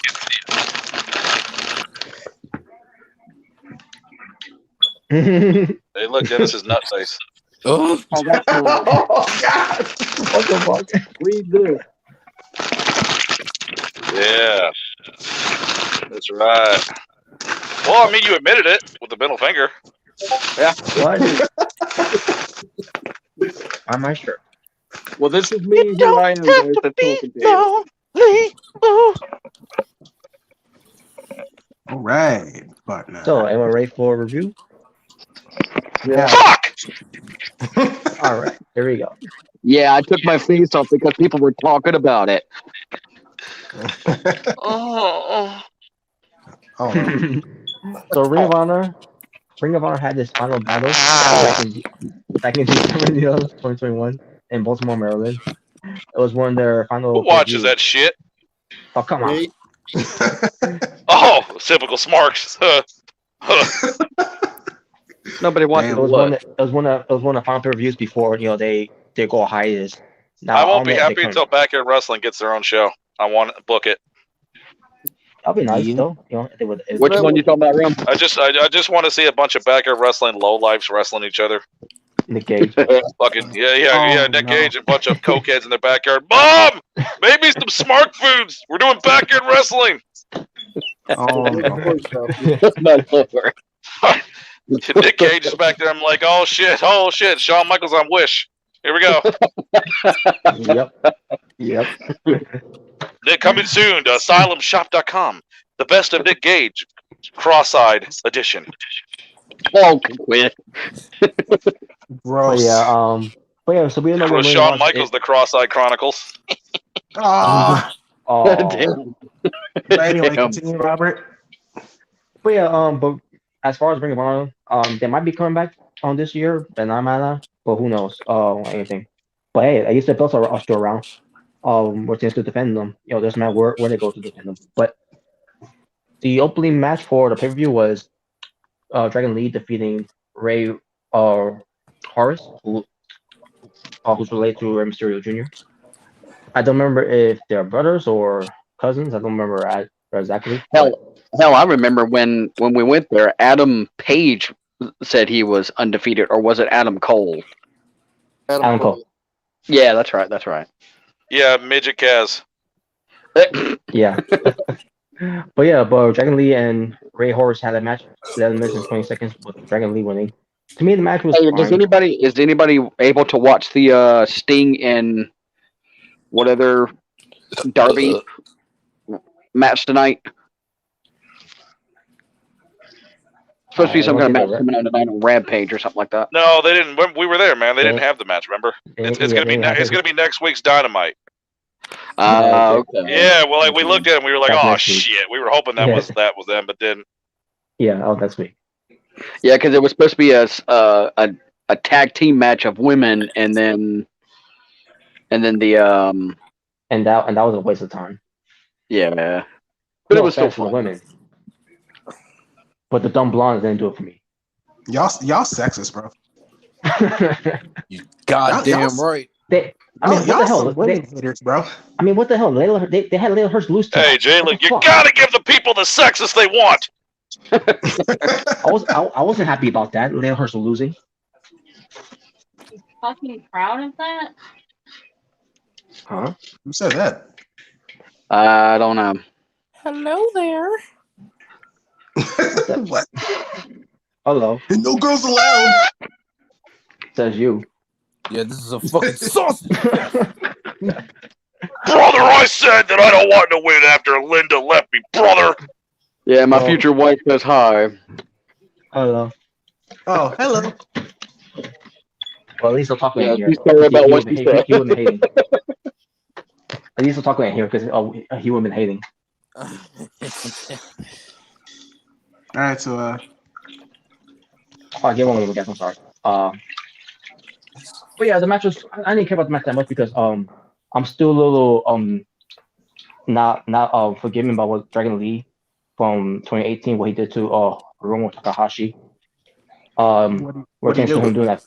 Where it changed to him doing the finish move that he's done so many times, and then he did one thing to it was during the I think it was 2018 if I'm mistaken, but yeah actually it was 2018. He basically put him on the shelf, broke his neck in the match, and it was bad. That's why he was gone for almost a year. Almost like a year he's been gone. I mean he still wrestles though, but I still feel I still have a little that type of feeling about Dragon Lee because I've seen him do moves like that before, and how the hell do you mess that up? So yeah, but I didn't care for the match that much, but he won, so whatever. Hello, Daniela. How are you? Daniela. Okay. Daniela. Yep. Yeah, somebody's on here saying comments of Daniela. Yeah. Chucky the rapper. hello. Next match was Titus, or Red Titus, I meant to say, versus Dalton Castle versus Titus Young versus Red Titus. Oh yeah, because I said his last name because his last name is Titus. But it's Red Titus versus Dalton Castle versus Titus Young versus Joe Henry or Henry, whatever. In the four corners match for the ROH World Television Championship, 8 minutes and 15 seconds. I just thought it was a fun match to watch. Dalton Castle was the defending champion. I think Titus Young may have lost the match. I could be wrong, but Red Titus is winning the belt, and it was a good moment for him. Okay. Then we had Then we had Then we had Josh Woods defend his ROH Pure Championship in the Pure Rules match against Brian Johnson. Match stuff was pretty. Yes. You said it's sort of Ring of Honor Pure Championship. It's basically they pure rules were- where they can only do certain things, and there's a time limit, and you only have so many rope breaks. Yeah, this belt was around before. Brian Danielson used to be a champion of that title, so it's got a little bit of history on it. Oh, that's weird. Yeah, because I've never heard of that for some reason. It's I've heard of all the a title. I'll give it that. Yeah, and I think Johnson Christian may have won it after the tournament of it when they brought it back. Yeah, because I was about to say because like I've heard they had a 6-man tag team championship, the television championship. Oh yeah, I never heard of the Pure one. So. Mm-hmm. Yeah, because they just brought it back recently. Oh, okay. Right. During the pandemic last year. I mean, 2 years ago, I meant to say, 2020. All right. I think it was around that year. I can't remember. But I digress. But yeah, it was a fun match though. I might say it was a good match between those two guys. I didn't know much about Brian Johnson, but he knows how to talk. He knows how to wrestle pretty good. So yeah, I like this match. 2 minutes and 58 seconds. That's it. Josh Woods ends up winning to retain. Then we had Shane. The Royal Rumble is right around the corner, brother. I just want all my little holsters to know that I'm primed, I'm tuned, and I'm ready. I'm feeling really high about Hulkmania right now. Oh, well, you are. Well, he ain't I don't know about that. high, but you're definitely coked up. Well, one thing Hogan's right about one thing because he's always been a liar. But the Royal is around the corner. What in the world just happened there? Hulk Hogan came in and shit his pants and then he left. What the hell? Yeah, that happens sometimes. Holy, okay. All right then. What you gonna do, brother? Expect the unexpected. Yeah, absolutely, man. But yeah, Shane Taylor versus Kenny King in a fight without honor match. 18 minutes, that's it. And wow, what match this was. Fight without honor? Yeah, basically it was like a street fight in a way. And there was bad blood between these two because they used to be partners and all, and they ended up being rivals, enemies in a way. They started going at it in this match. And it was a lot of fun to watch this match. But Shane Taylor, man, for the limit he can do, because he's a big dude, pertains to his size. But it was I still enjoyed it for what it was. He has to win the match though, and then they end up shaking hands after that. So I guess they still show some amount of respect for each other at the end of the day. Yeah, that powerhouse guy, man. Talk about a match at Powerhouse Hobbs. PNC Arena. That was pretty awesome. Yeah, Powerhouse Hobbs. He was a pretty big dude. Not bad. Very fierce though. Yeah. I mean, Oh, yeah, I he's agree. cool. He's a cool wrestler. I just wish that they would push him, to make him more Yeah. strong. Say hi to Mr. Orange Cassidy. Yeah, he lost to him twice. Yeah, he was good. Yeah. Yeah. I think Black God Knight showed up or something like that, and then the other guy that came in because we were there, and the whole event went dark, and two cool guys came in. I was like, oh man, who are these people?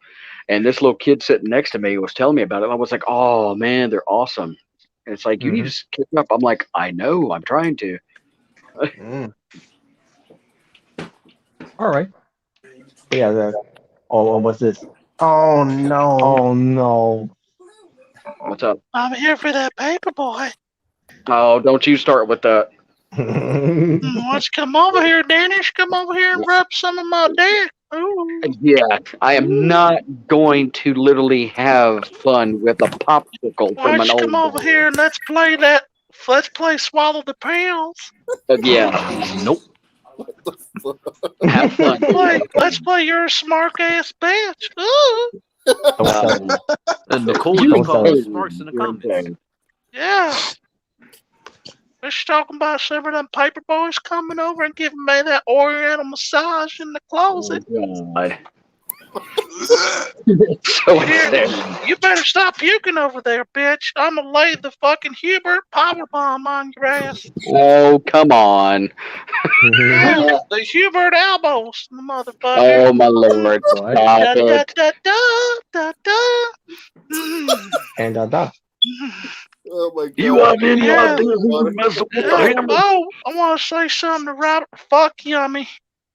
Oh, God. What? Exactly. All right, leave it alone. I don't care for Leave it previous songs, alone. though. Yeah, just Leave it send alone. Hook to my house. I need a massage. Oh, yeah. I want Hook anywhere near you. Oh, God. You were doing I Hook the love whole the way time we Hook were at looks. the He looks. damn event. Oh yeah, he looks barely legal. Oh. Oh God. Not for you. You could go, man. Oh, shit. Here we go. Send Hubert. Oh God. Yeah. I love Hook. Oh, my Hubert senses are tingling. Call me. Hook is my What? favorite boy. I gotta play with him. Yeah. See, He you must got the love fucking me. program right now. Oh, Oh yeah. I like the color of your hoodie. It's all red. The color of the buttholes I like to plug. Oh. I really do. Come on.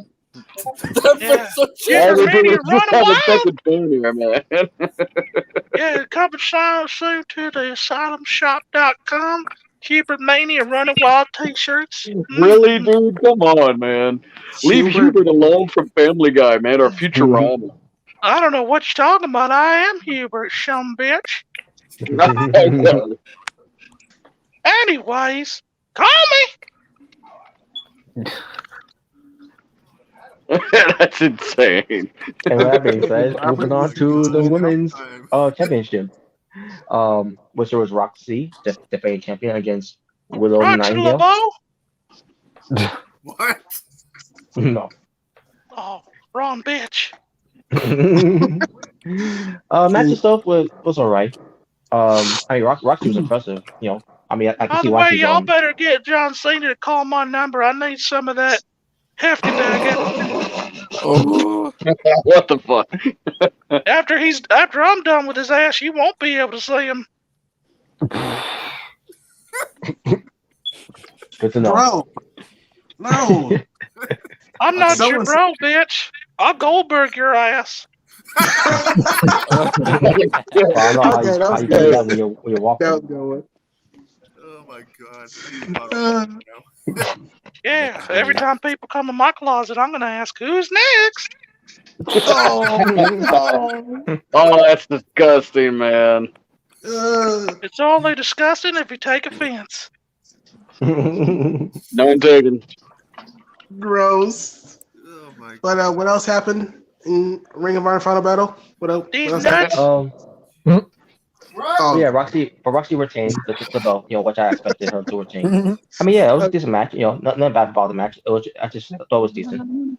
After the match, Deanna Purrazzo came out. She confronted Roxy. She wants to challenge her for the, for a chance to a winner take all match because Deanna Purrazzo is the AAA Arena de Arena champion for with her being part of Impact Wrestling. Basically, she invited her to come in Impact Wrestling. They had the match, and she immediately agreed. And they did have a match on, and they did have the match on last night, which was great. They get the main event. But yeah, it was a great match between those two. And we see You Roxy. said Triple X? No, Triple A. Triple A? I want some of that triple sex. Oh. Oh my god. But yeah, Roxy. When you see Roxy, she's almost like a mirror image of Deanna Purrazzo, except. Excuse me, young man, to the guy with the Black Ranger up there. Why does he look like the Black Ranger combined with Black Panther? He kind of does, yeah. I don't It know. kind of does. It looks like the Black Panther off Wish. Black Panther on a budget. That's pretty cool, by the way. Yeah, what kind of power is this forever. I actually haven't checked out RPM and Power Rangers. I actually haven't checked that out. Yeah. Yeah, I just got into it. Oh, is that new? I'm not gonna watch that dumbass shit. Not new. No. They got some new Power Ranger thing coming out. I'm not gonna watch that shit. I'm gonna watch the Golden Girl Rangers. Mm. R.I.P. Betty. Betty, yeah. Thank you for being a friend. Well, hell, Thank you for getting in my closet. Well, hell, last I heard that the Red Ranger kind of teamed up with what's his name, the UFC fighter that's the Green Ranger. Oh my lord, Jason Michael Davis. Yeah. And he was them two were actually talking about some kind of like TV series or sitcom they were looking to put back together. I don't watch that shit no more. I'm too old. Jason Michael. I heard of Jason David Frank. I'm back, bitches. I wouldn't mind me some of that Michael B. Jordan. Oh yeah. I think that's what you meant. You meant Jason David Frank. Yeah, the guy that plays Tommy. Yeah. Yeah, a lot of the videos are being shown on TikTok a lot between Jason Michael and I think Amy Johnson, I think it is, the Pink Ranger. Yeah. They're talking about some kind of either reunion or a get back together or something like that. I wouldn't mind getting some of that original Blue Ranger Billy. Mm. Oh no! Oh my god! Not David Yost. I would have. Oh man, I would have got him over to my house, and I would have been his Zordon. Mm. I can't believe we lost. I think we still have Zordon, but I think we lost. Hold on, my pants. It's morphin' time. The bad guy. I can't remember his name. Zordon. Not Zordon, but shut the fuck up. Yeah, he had the brain on the top of his head. That's Lord Zed. Yeah. Oh yeah, that's that guy. Looked like a bunch of brains. It looked like RoboCop had sex with Freddy Cougar. Oh. And I think we still got. I still think we got Rita. You know that's. Oh yeah, Rita looks good. That's Nyla Rose's mom. No. I like me some Rita, but usually I'm getting diarrhea. Alright, but let me get back to this. Yeah, go back. Oh. For Rock, I think I think red, black, yellow, red, black, pink, and green. They hooked up on TikTok and were thought about doing a reboot. I hope they can find some people to replace them because their asses are way too old to be doing this shit anymore. Yeah, I know. I'll volunteer. No, Hubert. What? I can still kick some ass. This was so sad, dude. This was so sad for me when I was a kid. When I was going to the state fair, and I told Rim about this. I literally went to State Fair and I met the guys that were in the Power Ranger suits because they took their helmets off. So I met them. And next thing I know, when Mom was getting ready to leave, the Ninja Turtles of the first movie that came out, the voiceovers came out on stage and were waving behind their pictures of who they were as the characters of Ninja Turtles. That's I pretty was nice, like, young man. I was like, dude, come on, man. Can we stay for it? I'm She's trying like, to no, we remember gotta how go. old I am. I was a teenager when the Titanic sank. How old is that?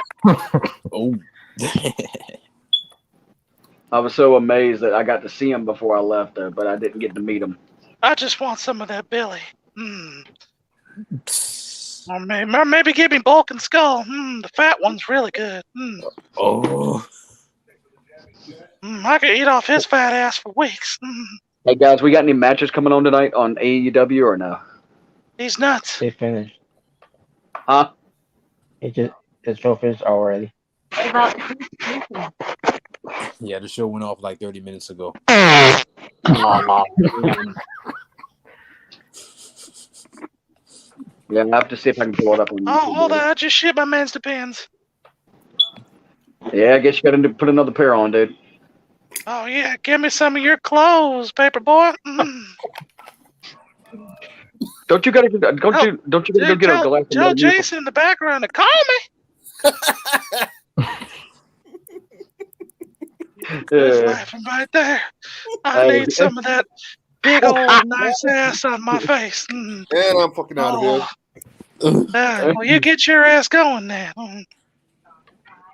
Yeah, if you ain't going to get in my closet, I don't want none of you. Fuck y'all. What the hell, man?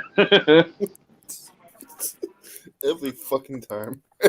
Yeah, every time, dude. Every time. It's all good because when I'm with him hanging out, it's like this, that, and I'm just like, dude, just okay. I'm just gonna roll with the punches and be like, man, what are you saying? Oh, mother this and mother that. I'm like, dude, you are so fucking insane. But you're cool to be around, bro.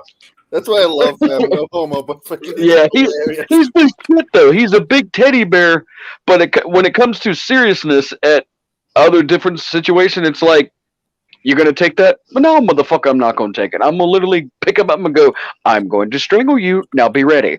No, that sounds like a lot, right? All right. So yeah. You continue. Then we got to an 8-man tag team match. Brody King, Homicide, Tony Deppen. Don't know who he is, but he impressed me in the match. And Rocky Romero. They were all being accompanied by Chris Dickinson, defeating EC3, Eli Islam. Don't know who he is, but I thought he was decent in the ring. Taylor Russ. Don't know much about him either, but I thought he was pretty good too. And Chrissy Williams. So yeah, this lasted 14 minutes and 45 seconds. After the match, I already mentioned Brody King's team won. But then we had EC3 coming promo, and we see a couple of guys coming out. They were already there. And now I gotta say this with the AEW wrestling brand that they came out with now, introduced or founded by Cody Rhodes, is it? Mm-hmm. Yeah. Yeah, it was cool how when I went to go see it and saw the girls doing their wrestling matches. Yeah, that was pretty good. Pretty good matches. And then EC3 has some guys out. Some of you may know or familiar. Yeah, we went to go. It was Ruby that was there and some other few chicks, but it was pretty cool though. And I'm trying to do a review here, please, if you don't mind. Oh, go ahead, dude. Thank you. So West, I keep forgetting what he's called. Weston Break, I think it is now. And some other guy, I don't know who he was. And then all of a sudden, EC3 said free Titan. And out comes the former Braun Strowman, now going by Titan.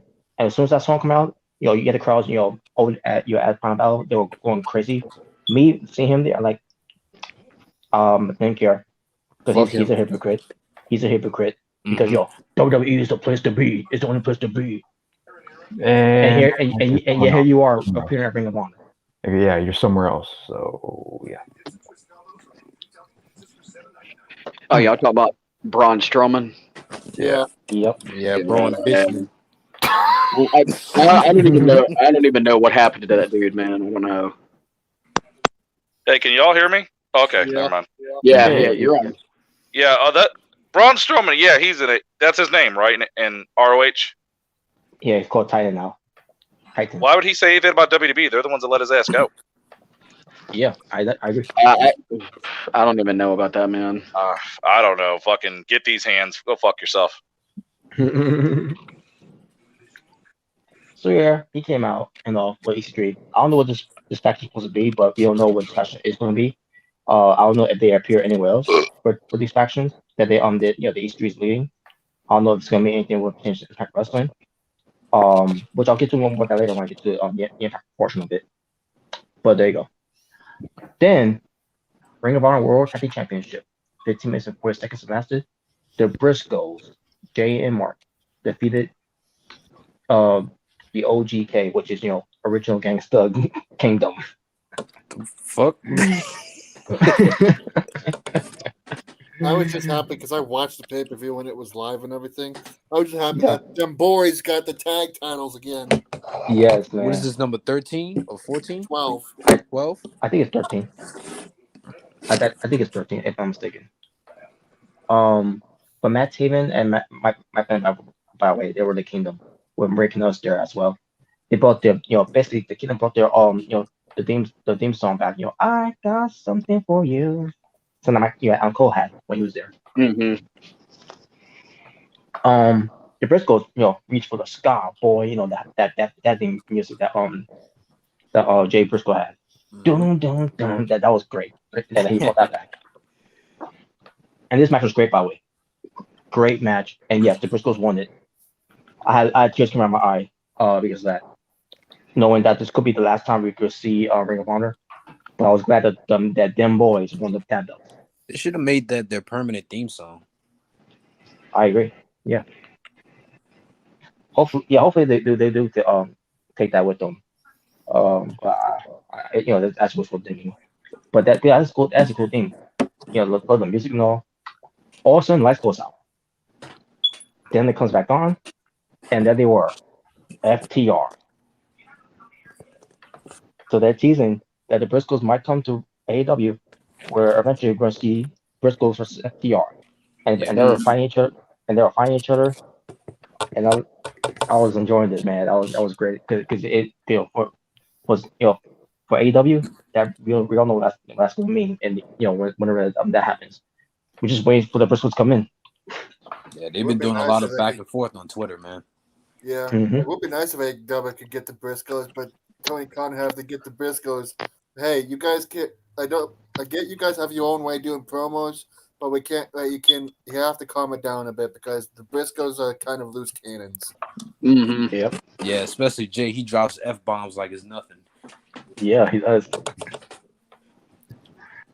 Oh man, I can't wait, to see that match eventually. Now, obviously, the Briscoes are going to win, but it will still be great to see this match. Then the main event. Now, originally for the Ring of Honor World Championship title, it was supposed to be Bandino, the champion, to defend it against John Gresham. Unfortunately, during that time, Bandino had to relinquish the belt because he had COVID. So at that point, the title was vacant. So, who's John Gresham was going to wrestle?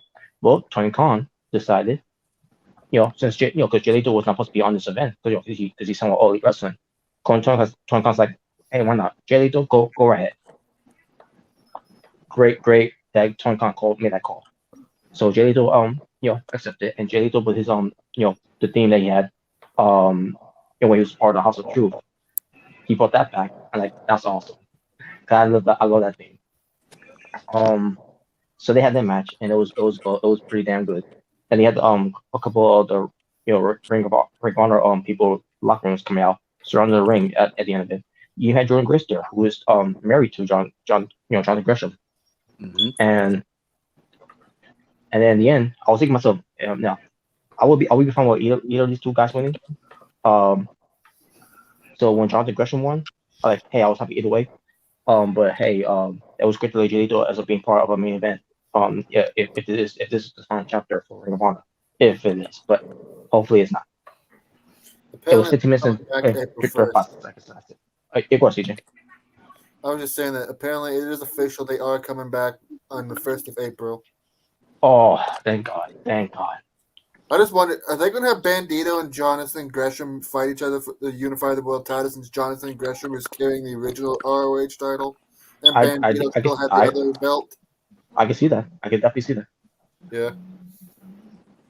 That'll be great. Yeah, they do that. Also, apparently, one of Impact's female wrestlers defeated Roxy for the ROH Women's title. That's right. But yeah, I'll get to a little bit of that later. So yeah, but they did have that match this week on Impact, and it was a main event, and it was great. But that was Ring of Honor Final Battle. I thought it was a good show. Obviously, it was a great show. Anything. What the fuck?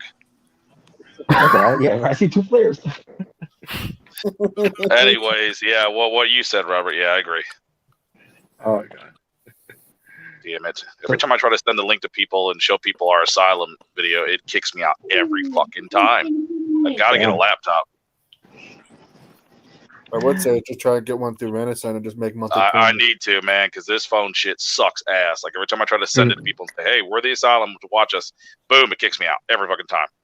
Damn, that's. I would also say if you have the money, just try and buy one outright from like Best Buy or something. Oh, there we go. That one went away. And Jalen's back. Woo! Sorry, internet. All right, so that was the Ring of Honor. Now we get to Wrestle Kingdom 16 with New Japan. They had 2 nights. Well, they had 3 nights, but they had 2 nights, but I'm gonna go with. I'm sorry, I lost my train of thought there. They had 3 nights, but I'm gonna go with 2 nights here because I didn't see 8 nights. I didn't see the night of it yet. So, it's not New Japan World yet. So, cool. The one it probably was it the Japan girl you're talking about? Which Japan girl? Huh? There was a match at AEW that was pretty much between an American and some girl from Japan or something like that. He's talking about like a completely different. He's talking about a completely different company. He's talking about ROH Ring of Honor. Yeah, talking about the company. But the one talking about from AEW is Hikaru Shida. Yeah, before you talk about girl. Yeah, that's when Braun Strowman, like in Final Battle, that's when Braun Strowman debuted, right? Yeah.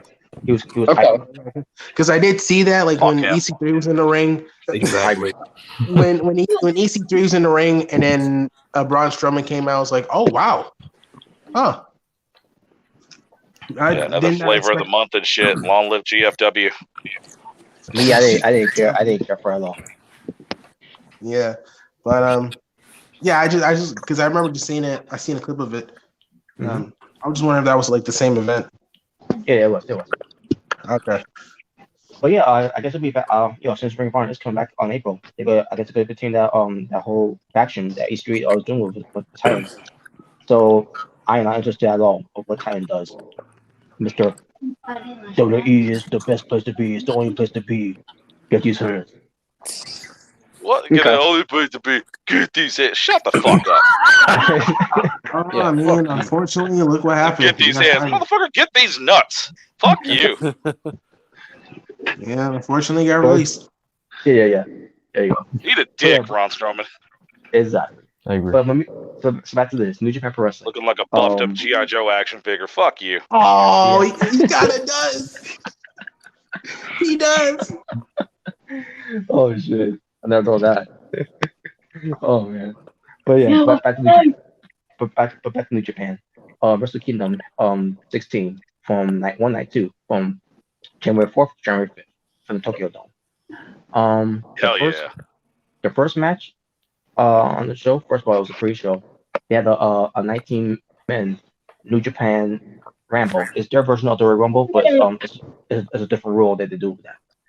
And the winner, with with the final four in there, will be on night 2 for the KOPW 2022 trophy that that Yano has, but it's That is a long name. yes it is. But it was the 2021 trophy for Yano, but whoever wins it wins this match it'll be 2022. So Chase Owens, Sema, Minoru Suzuki, and Toru Yano ends up being the final four. And we'll talk about that night too. But that was the pre-show. The main show, it featured Yo from Chaos versus Sho from Bullet Club, who's representing also House of Yo Silk. and Show, Yin Yang Yo. Fuck the Big Show. That's 12 minutes and 32 seconds. A good match between the two. It was a great match between the two because these two need to be tag team partners, and Sho turn on Yo, and and then the rest is history. So this is their one-on-one match at Wrestle Kingdom, which I knew was going to happen around that time. And Yo won the match. Despite Yo Sho tried to cheat, but Yo won the match, and which I thought he would. It already sounds like a really exciting pay-per-view. Kind of shame I missed this shit. Might have to find it somewhere. Yeah, but unfortunately, because of the COVID situation, they couldn't, pack the crowds in. Unfortunately, and on top of that, no one can make any noise because the protocols for COVID-19. Dude, I feel like it's taken forever to get anything back to normal. I really do. Yeah, exactly. And it's getting worse by the way. This whole COVID. Of course it is. Hey, people, if you don't think they'll end up shutting down again, watch them. Yeah, I'm afraid of that too. I can't go through another 6 months, 7 months in my house and no work. Oh man, yeah. That's too much sitting alone and masturbating. I can't do that. Oh god. But then we have a 6-minute tag team match, 8 minutes and 4 seconds. You had Bullet Clubs representing Kenta, Taiji Ishimori, and El Phantasmo versus Hiroshi Tanahashi, team up with the makeup coaches of Ryusuke Taguchi and Rocky Romero. Taguchi. The heels won by DQ because Tanahashi snapped and hit on Kenta with the kendo multiple times with it. Basically they had this match because basically it was another match, but they had this match because it's just a fun match to have until they get to meet Hiroshi and Kenta for the next night of Wrestle Kingdom for the national title. Yeah, he basically did. So so that was that match. Then we had another match that was basically the same thing. Match. This time it was 9 minutes and 27 seconds with United Empire, the return of Will Ospreay with Dwayne Khan and Jeff Cobb. And they defeated Los Ingobernables de Japón of Tetsuya Naito, Kosuke Sanada, and Bushi. United Empire won when Will Ospreay pinned Bushi, I believe with a hidden blade, which I knew that was coming too. Basically, again, nothing match. Apparently, this was a match that people said that Jeff Cobb got hurt. I didn't really notice it, but he did wrestle the next night. But I'll get to that when we get to the night 2. And then get to one of the matches that people were looking forward to. That lasted 11 minutes and 46 seconds. Originally, it was supposed to be an exhibition type of match where it pertains to just grappling, submissions, and no striking. Because who's in the match was Katsuyori Shibata. If you remember Katsuyori Shibata, he had to retire from wrestling back in 2017 because of that stiff headbutt he gave to Okada. Kazuchika Okada at the time, where he had to have a surgery of his to his brain, where he had to remove parts of the skull. Basically remove the skull, parts of his basically remove the skull to alleviate the pressure from the part of his brain. Because it was a life-threatening career. Not just life-threatening of his life, but career-threatening as well. I meant to say. And because of that, he had to, he couldn't wrestle anymore. Basically, he was told, you can't do this anymore. And we talked about him before in the past, where he was on taking bumps when he went after Kenta back in 2018, or was it 2019? I think it was 2019, if I recall. Yes, actually 2019. where they were saying, he's cleared to do all these type of moves that he could do, but we're not gonna clear him to wrestle. It was one of those weird things that they did there. It was something with Edge, when Edge returned, and Spirit Elias, he's cleared to wrestle, but we're not gonna clear him to. Yeah, he's cleared to take bumps, but he's not cleared to wrestle. It was just the same thing. That whole thing. I don't know how they work these whole things were there. But yeah, you could take bumps, but you still can't wrestle. That's the weirdest. It's the weirdest thing. What the fuck's the difference? I don't know. Apparently, that's a rule on it. And Japan did too. But Katsuyori Shibata, he did have return to the ring against Zack Sabre Jr. in the grappling match. It was great, by the way. And just the fact that we saw Shibata back in the ring was surprising and shocking to everyone. So he vowed that he's going to wrestle Wrestle Kingdom, and here we are. And we don't know who's going to be his opponent. So his opponent was Ren Narita, who was a splendid image of Katsuyori Shibata. So Katsuyori Shibata gets in the ring, and he cuts a promo saying that we're gonna have a wrestling match, we're striking. I'm like, what? Like, holy shit, the boss in this guy. So they had the match. It was great. Shibata look at him, never lost a step. So, and obviously Shibata won. So it was great that he won. But man, I miss this guy, by the way. He's known as the Wrestler, and there's a reason why he's called the Wrestler. If you see this guy wrestle, you know why he calls himself the Wrestler. So yeah, Shibata is back. I want to see him back in the ring again. Then we get to oh god, this match. Yeah. Okay, guys, here we go. For the Never of Weight Championship, 12 minutes and 10 seconds. You have the King of Darkness, Evo, from Bullet Club, who's part of the House of Torture, who's being covered by Dick Togo, against the champion, the Stone Pitbull, Tomohiro Ishii. And I know that I overstated this, which is of the New Japan Pro Wrestling match. This was terrible. Not because of Ishii. It's because Evo, for whatever reason, ever since he turned heel, Evo has been doing nothing but cheating. It's like he doesn't want to do any cool moves anymore. I mean, he still does some cool things in the ring, but it's like this whole thing that Evo's doing is like it's not getting him over, and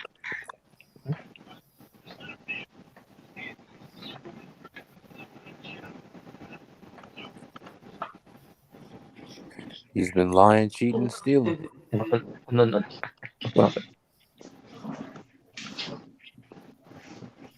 Robbie, you good? Oh, he muted himself. Robert, when he muted himself, he has to, I guess, step away for a second. Sorry about that, guys. Yeah, okay. But yeah, but you had a lot of also interferences going on in the match, and I mean it was fine though. But then the outcome of it, Ishii lost, and like really, you get the belt to of all people, Evil. Yeah, the match was terrible, and it gets worse once you get to night 2. Oh man.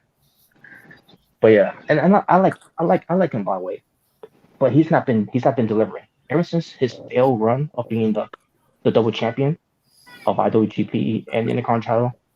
Mm-hmm. Well, I thought it was a bit of a mistake, by the way. Him win the New Japan Cup and win both belts. It didn't do anything for him. So right there was a huge letdown of Evil's persona in Japan. But then we get to the tag team match for the IWGP Tag Team Championship. 15 minutes and 27 seconds. It was chaos against to the World Tag League 2021 champions of Hiroki Goto and Yoshihashi, defeating the Dangerous Tekkers of Taichi and Zack Sabre Jr., being accompanied by Miho Abe, and they representing Suzuki-gun. Good tag team match with, again, chaos winning. I can't factor on the 1-2 because this is going to be Yoshihashi's moment, because Yoshihashi is very underrated. and one of some people say that he's one of the weakest links of chaos, which that ended up being true. But then they start building him up to where he's becoming a top guy in Japan right now. And on top of that, Yoshihashi has whenever he's in this position, if it wasn't for who's now in WWE, Shinsuke Nakamura. So they see something in Yoshihashi, and I see something in him too. He's got a lot of fire and passion. But yeah, this was a good tag team match with Chaos winning. El Desperado versus Hiromu Takahashi for the IWGP Junior Heavyweight Championship, with Hiromu Takahashi winning the Best of Super Juniors from 2021. In this match between these two, 16 minutes and 18 seconds. It was pretty good. With a surprise twist here that the El Desperado, he got the one over on Hiromu Takahashi. Some people thought it was going to be Hiromu winning, but no, they scored us here. It was El Desperado who won instead. And what, good. Let him have a run because he's paid his dues in Japan, and he deserves a good run as a champion. Then the main event, Kazuchika Okada versus Shingo Takagi for the IWGP World Heavyweight Championship. 35 minutes, 44 seconds. Okada, who won the G1 Climax on 2021, who supposed to be carrying the briefcase, but instead he carries the IWGP Heavyweight Championship instead of a briefcase. Meanwhile, Shingo Takagi with a new belt he's been carrying with him since May in 2021 of the IWGP World Heavyweight Championship belt. I was pulling for Okada for one here, maybe hoping that he could bring the original heavyweight belt back. Instead, Okada won by the way, which was a great match. And some people are different of it. Oh, Okada wins. Oh, why did he have to win? And then Bond. He's one of the best wrestlers in the world. So I give it a pass for that. Just the Japanese Cody Rhodes at this point. Yeah, I heard Cody Rhodes is out because he's got COVID. Last time we were told at the match we went to in Raleigh. And Carlos is giving return praise, to the next Dynamite show with the belt because Sammy Guevara was just a title holder, the interim, which I don't like that by the way. It's whatever. But hey guys, is there a way that I can actually save the StreamYard.com to where I can get back on it anytime with y'all? Whenever. Oops, sorry. Go ahead. You go. I was just gonna say if you're friends with whoever is hosting it, like if it's me or Jay or once in a while Otaku hosting it, we can just send you the link and then you'll be able to join through that link.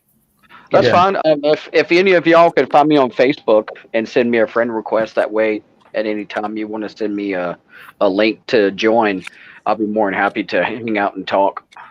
Yeah, it's pretty much the same link that Remington sent to you, pretty much. Yeah. Okay. Yeah. Okay. Yeah. All right. All right. Just StreamYard.com. Yeah. Okay. StreamYard.com. All right. Well, guys, it's been fun. I'll talk to y'all later. Okay. Yeah. All right, man. You take care, Dennis. All right. Y'all be easy. All right, Dennis. You too, man. Y'all have fun. All right. Thanks a lot. So yeah, Okada wins the match. He pulls on the IWGP Heavy Championship belt, and then he gives it away to I think to the ring announcer or whoever it was, or like the assistant from the ring side. And then he's like, "Okay, give me the new belt." Like, wait, what? So you're not gonna well, so much for that, So basically, Okada's gonna he's gonna walk with the new belt then, the IWGP World Heavyweight Championship belt, which means that was what he did there was what changed to the IWGP Heavyweight Championship belt that he made famous. Just him being the champion for that long. I guess that was the proper send off to that belt. Well, I guess it's fine, but the one thing I hate that in Japan Pro Wrestling did, and this is one thing they should regret. They should have never got rid of the Intercontinental belt.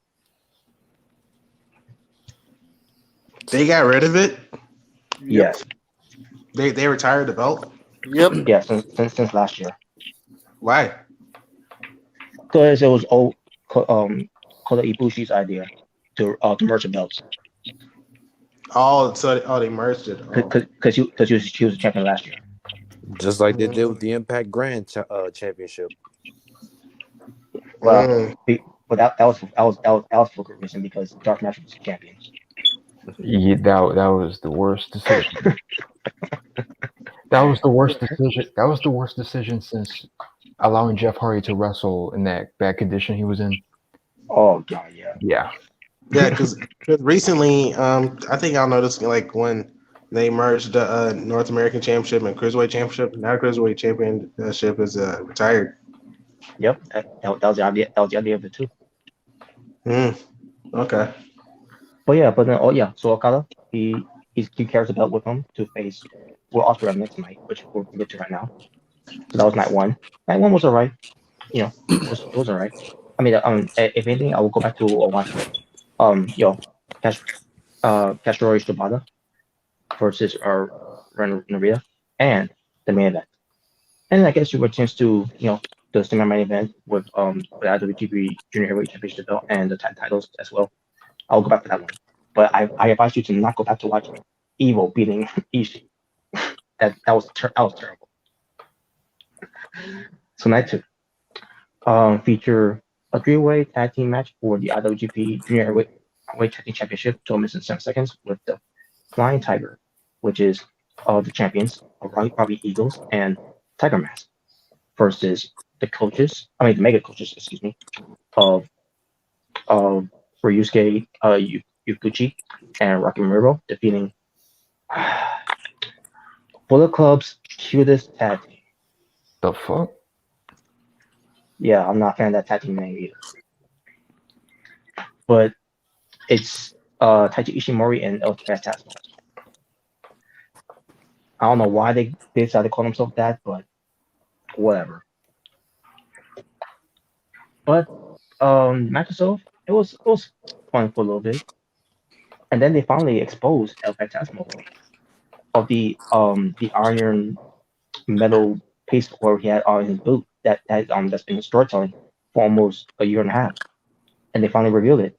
And like, wow. And then from there, the Bullet Club team got squad on. And it was just between the Flying Tiger versus the Mega coaches.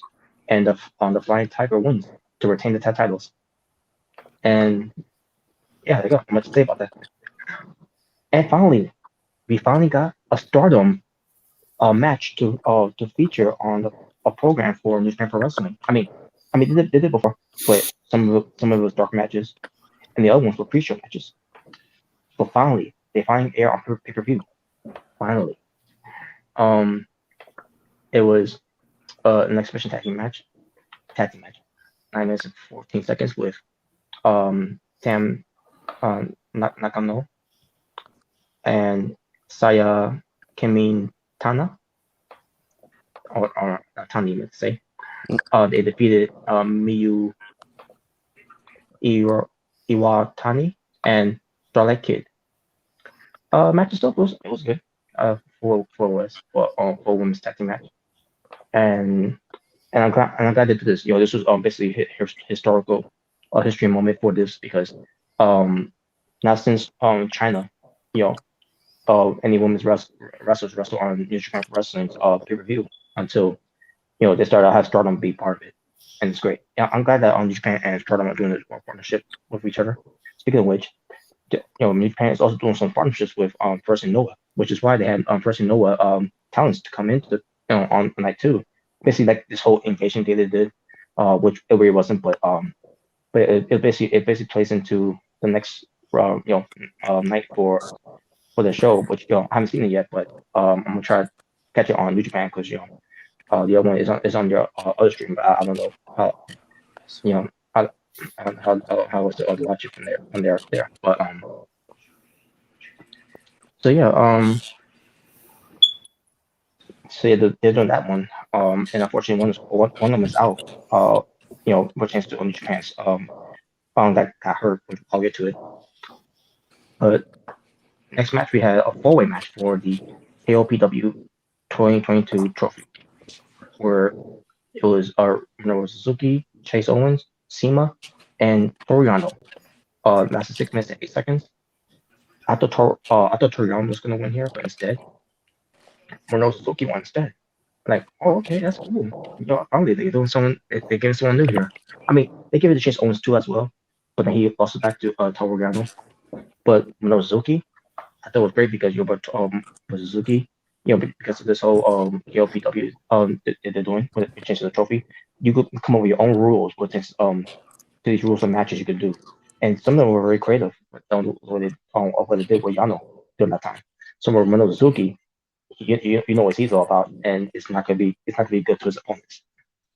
So let's see how that turns out, where that goes from there. Now, obviously, it's probably a rematch between Toru Yano and Minoru Suzuki. I'm pretty sure they will. All right. Okay, here we go. 6-man tag team for never openweight 6-man tag team championship. 9 minutes and 37 seconds. The House of Torture. Here's this guy again. Evil. Yeah. But he teams up with Torio Takahashi and Sho, who are the tag champs. I mean, yeah, the 6-man tag champs, with Dick Togo there, defeating Chaos of Yoko Goto, Yoshihashi, and Yo. So yeah, the match didn't mean anything to me unless Chaos won, but no, because House of Torture won because the way they were cheating and all that, and on top of that, they're pushing Evil again to be this guy to win 2 belts like they did with him win the double belts before. Like, this ain't going nowhere. This is terrible. And apparently they're gonna do a match again between Ishii and Evil. If that means Ishii's winning, then have him win. And don't I don't know, man. Evil is not doing it for me anymore. Sonata versus Greer Khan, 30 minutes and 21 seconds. Sonata and Greer Khan, I didn't have a good match. Well, obviously Sonata won the match. I didn't expect him to lose. And on top of that, I think he's better than this, man. I don't know why they gave him the match for Greer Khan. Not against Greer Khan. I like Greer Khan, but Sonata should be doing better than this. He's one of the top guys that should be carrying one of the other singles championships. And because they got rid of the Intercom belt, I don't see that happening anytime soon. Tetsuya Naito versus Jeff Cobb in the breakup match with what the limit it could be for Jeff Cobb because he got hurt on night 1. 15 minutes and 35 seconds lasted. Naito won the match, which I thought was shocking to me that he won. Because I thought maybe Jack Cobb would win. But I guess I had to call him audible because of that too. So, but hopefully Jeff Cobb. Hopefully the injury's not too serious for Jeff Cobb because he's been killing it in Japan. But we'll see what happens with him. So my best wishes for him. Hiroshi Tanahashi, the ace of New Japan, versus Kenta, who is the IWGP United States champion, in a no disqualification match. 22 minutes and 4 seconds lasted. This match was crazy, with candlesticks, trash cans, tables, a tall ladder. I can't remember what his name used to, but the one that came in after was that ladder. Kenta set the ladder where he's gonna do something to Tanahashi to a table. I'm assuming he's gonna do a double stomp, but Tanahashi recovers and throws him over. Lands on the trash can, but the thing about the trash can, it cut open Kenta in a terrible way. Almost took his eye out. So he was bleeding like crazy. And then Hiroshi Tanahashi put Kenta on the table, and he climbs the ladder. It just reminds me of Shawn Michaels from WrestleMania 10. Where when Michaels on the ladder and did the splash onto Razor Ramon from WrestleMania 10. Except this ladder was way taller than the ladder that Michaels was using on Razor Ramon. So Hiroshi Tanahashi does the high fly flow, and it was a great visual of it to a table, and he won. So he won back the belt that he lost from Kenta before, and Kenta had to be taken out after that too. So yeah, Kenta he got hurt unfortunately, and because of this, Kenta had to be taken out of the match because it was a serious injury of Kenta because the trash can really cut him open really badly. So Kenta will not be part of that third night that they was going to do, which already happened. But I don't know who's will be the replacement pertains to him being part of it. But I mean, it's something that Kenta has to be taken out. Hey, you know, if anything, I want the Kenta, have a match against Ishii instead of instead of Evil. But that's just me. And finally, main event. Kazuchika Okada, the IWGP World Heavyweight Champion versus the real IWGP World Heavyweight Champion. Oh, well, our first words, not mine.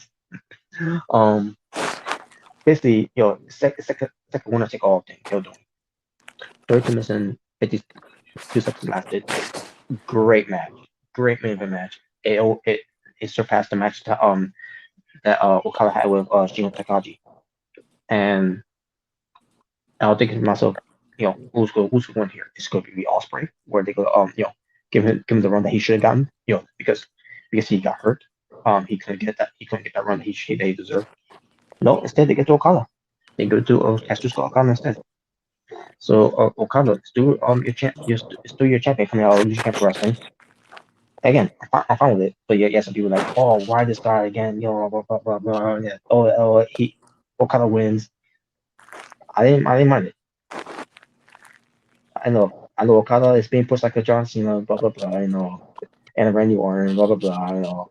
But here's the thing: Okada is better than both Orton and Cena, especially Cena.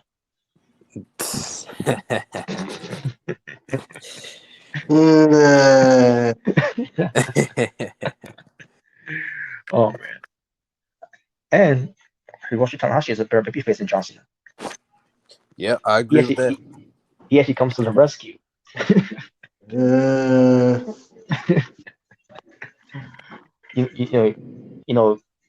know how they say John Cena is the face of who runs the place? Well, you got Hiroshi Tanahashi, who is the ace in Japan. Mm-hmm. I guess there's one thing that that Hiroshi Tanahashi can't do, and that's rap. So there you go. Even though Cena's rap is trash, but I digress.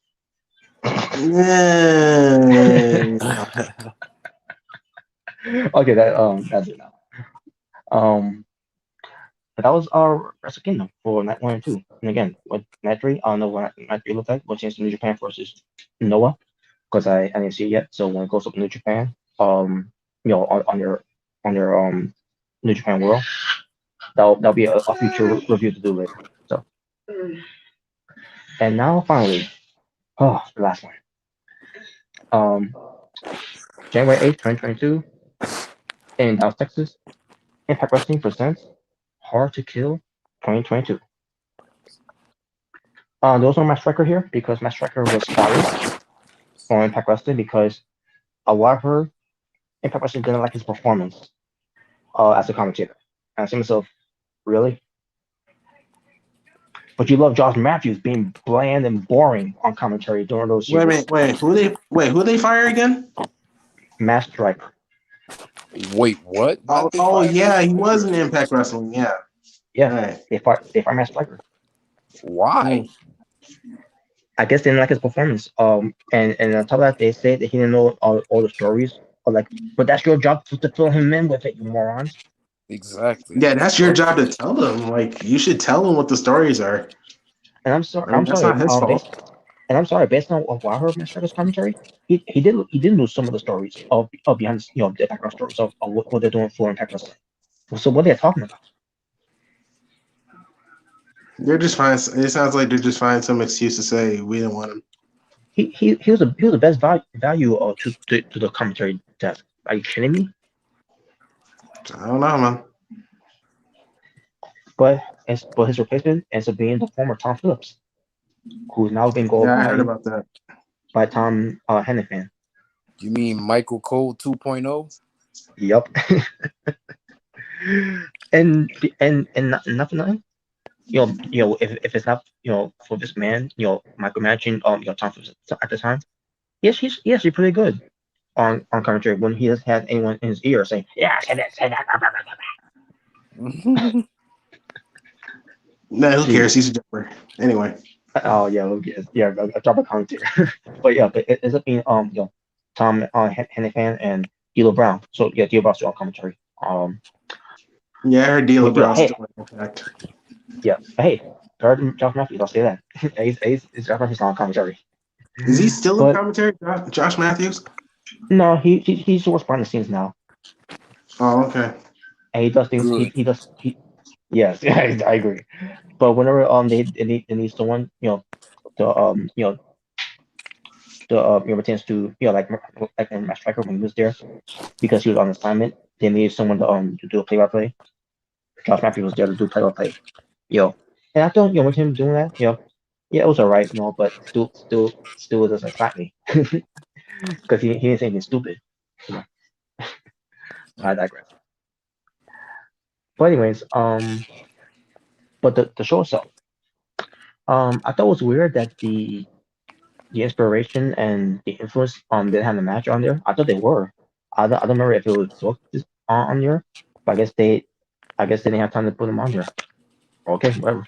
Not on the pre-show because you had some pre-show matches that happened, like Jake Something versus Emmett Fulton, and you had some guy named Mike Bailey, which I did see him on Impact Wrestling this week, and not for nothing, he's pretty good. I'm like, wow, that's pretty good.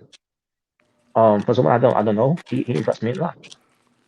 He went up against Ace Austin, Chris Bay, and Laredo Kid. But yeah, I didn't watch the pre-show, but so I want to know how that went. But as far as the main show, the opening match for to crown the first ever winner for the Knockouts Ultimate X match, where also the winner will receive a Knockouts Championship title in the future. 9 minutes lasted. Your participants were Tasha Steelz versus Alicia Edwards, which in my opinion shouldn't have been in it. And I'll explain why. Versus Chelsea Green, versus Tori Drake, versus Leia Fall, who knows how to let it go into the unknown. Nicole never bought her anyways because you can't hold her back anymore.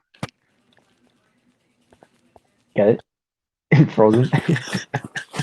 Oh yeah. I was hoping y'all want somebody to get that reference. But yeah, that's what it reminds me of. But hey, Ray Frost is pretty good though. And she's hot. Versus Rosemary. Now Tasha Steelz, she did about maybe 2 botches. I mean, not all was her fault, but what can you do? Alicia Edwards, she did about 2 botches too. One of them looked like she almost got herself killed, and the other one was like, "Oh, come on, you could have taken that spear better." Seriously. Chelsea Green, she was involved with a botch, but it was just at one time. Jordan Grace, she was amazing in the match. Leah Frost, she was amazing in the match. Rosemary, she's Rosemary. What else can you expect from Rosemary? She's pretty good at what she does. In the end, Tasha Steelz got the win. Here's how it happened. So Chelsea Green, she unhooked the hook with the X of the of the structure of the Ultimate X. And Chelsea Steelz hung onto the X, right? And all of a sudden she falls down and she took the X with her, and Tasha Steelz won. So I said to myself, oh, okay. So they're pushing Tasha Steelz here. So I've been calling this before, by the way.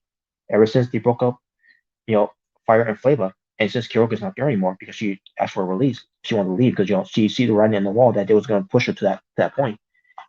At least do something with Tasha Steelz. Now, what does this mean? Are they going to have her be the champion? I hope so. Because at this point now, I am a little hot and cold with Mickey James because you're supposed to be representing Impact Wrestling, even though you're signed with NWA. You're supposed to be representing for a company that actually give a fuck about you and give you that push instead of going back to WWE to just be part of the Royal Rumble.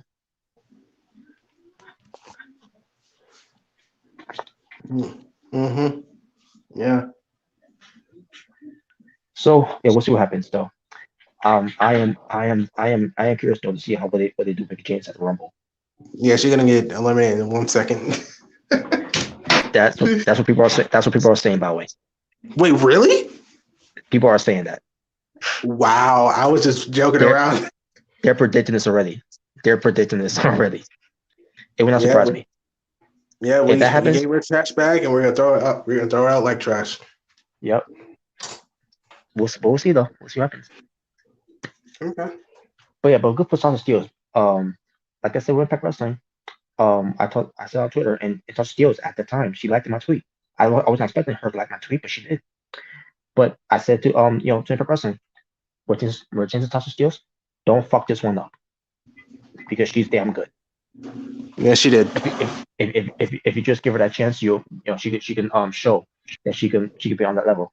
You could have done that before with Kiera Hogan, but you decided not to for whatever reason. Yeah, they didn't want to do it. But I digress. All right, next match. Trey Miguel, who is all right. You're gonna love this, Jalen. But I'll get to it when I get to it. Trey Miguel versus Steve Macklin. Basically the former Steve Cutler. For the Impact Exhibition Championship. If Steve Macklin does not beat Trey Miguel, he will no longer get the title shot ever again, as long as Trey Miguel's the champion. And that's 2 minutes 50 seconds. Now, Trey Miguel, his entrance.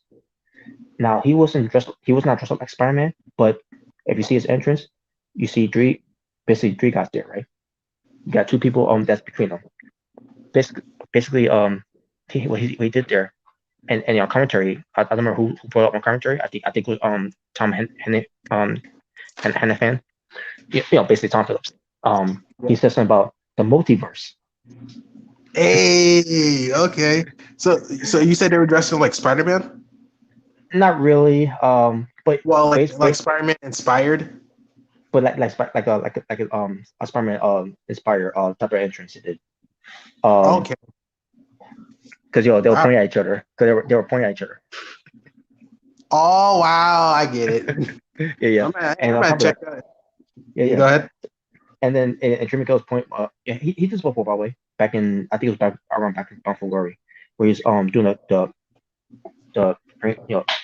spray can, and he's spraying his logo, basically like a Miles Morales type of logo, but with his logo. It was pretty cool. I might check out the entrance. Yeah, it was cool. It was cool though, man. When I saw that, I was like to myself, "Oh, I know what this is about." Oh man, it was cool. I can't remember what he's calling himself, Trey Miguel, or it was something that Impact Wrestling came up with. It was I think it was Spider Trey.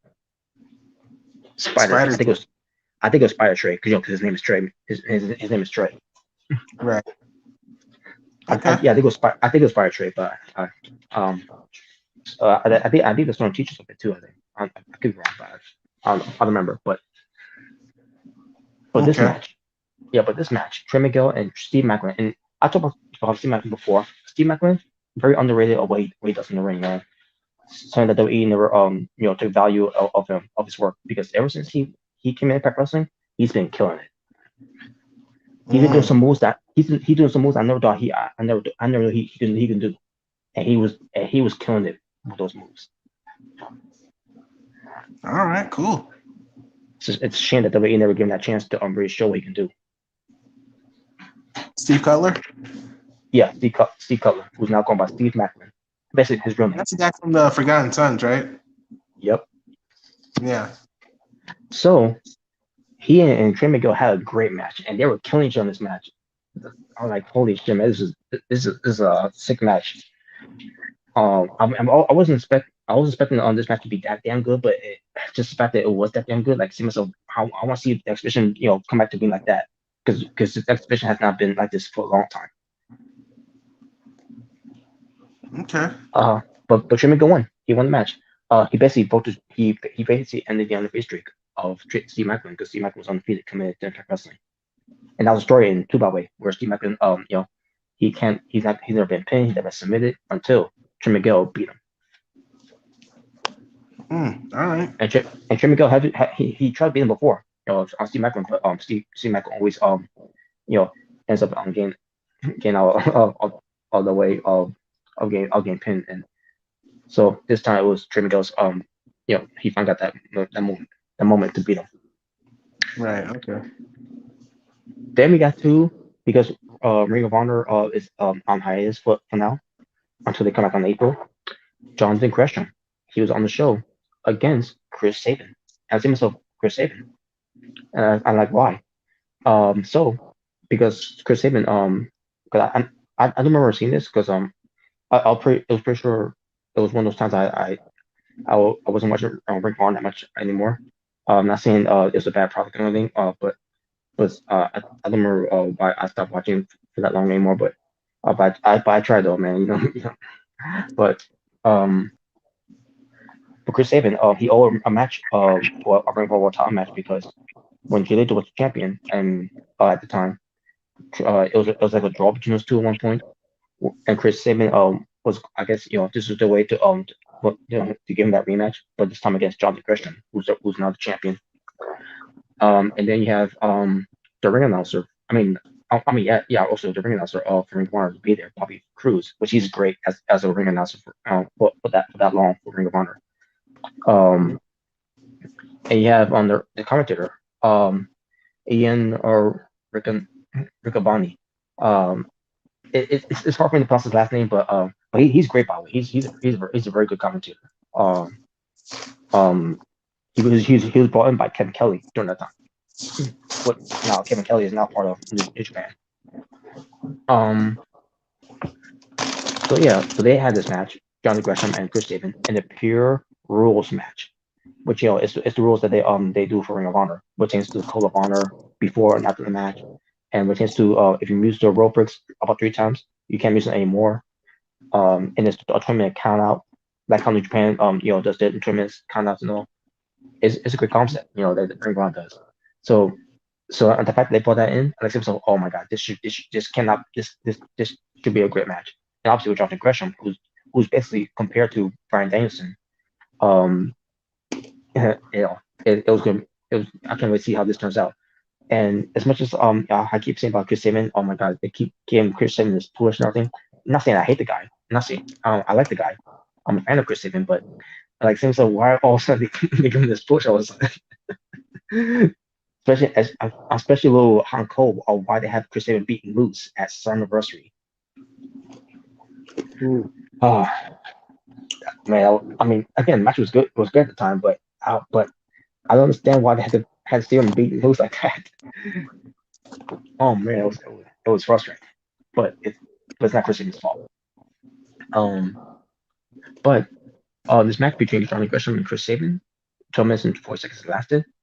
Wow, what a pure wrestling match this was. And Chris Sabin deserves every credit for that. I know, what chance me talk about Chris Sabin, why he's getting this push and all that. I get credit with Chris to Chris Sabin, man. He's very underrated of his work, and he showed a lot in this match against Johnny Gresham. He almost came close to winning the belt. But man, this match was great.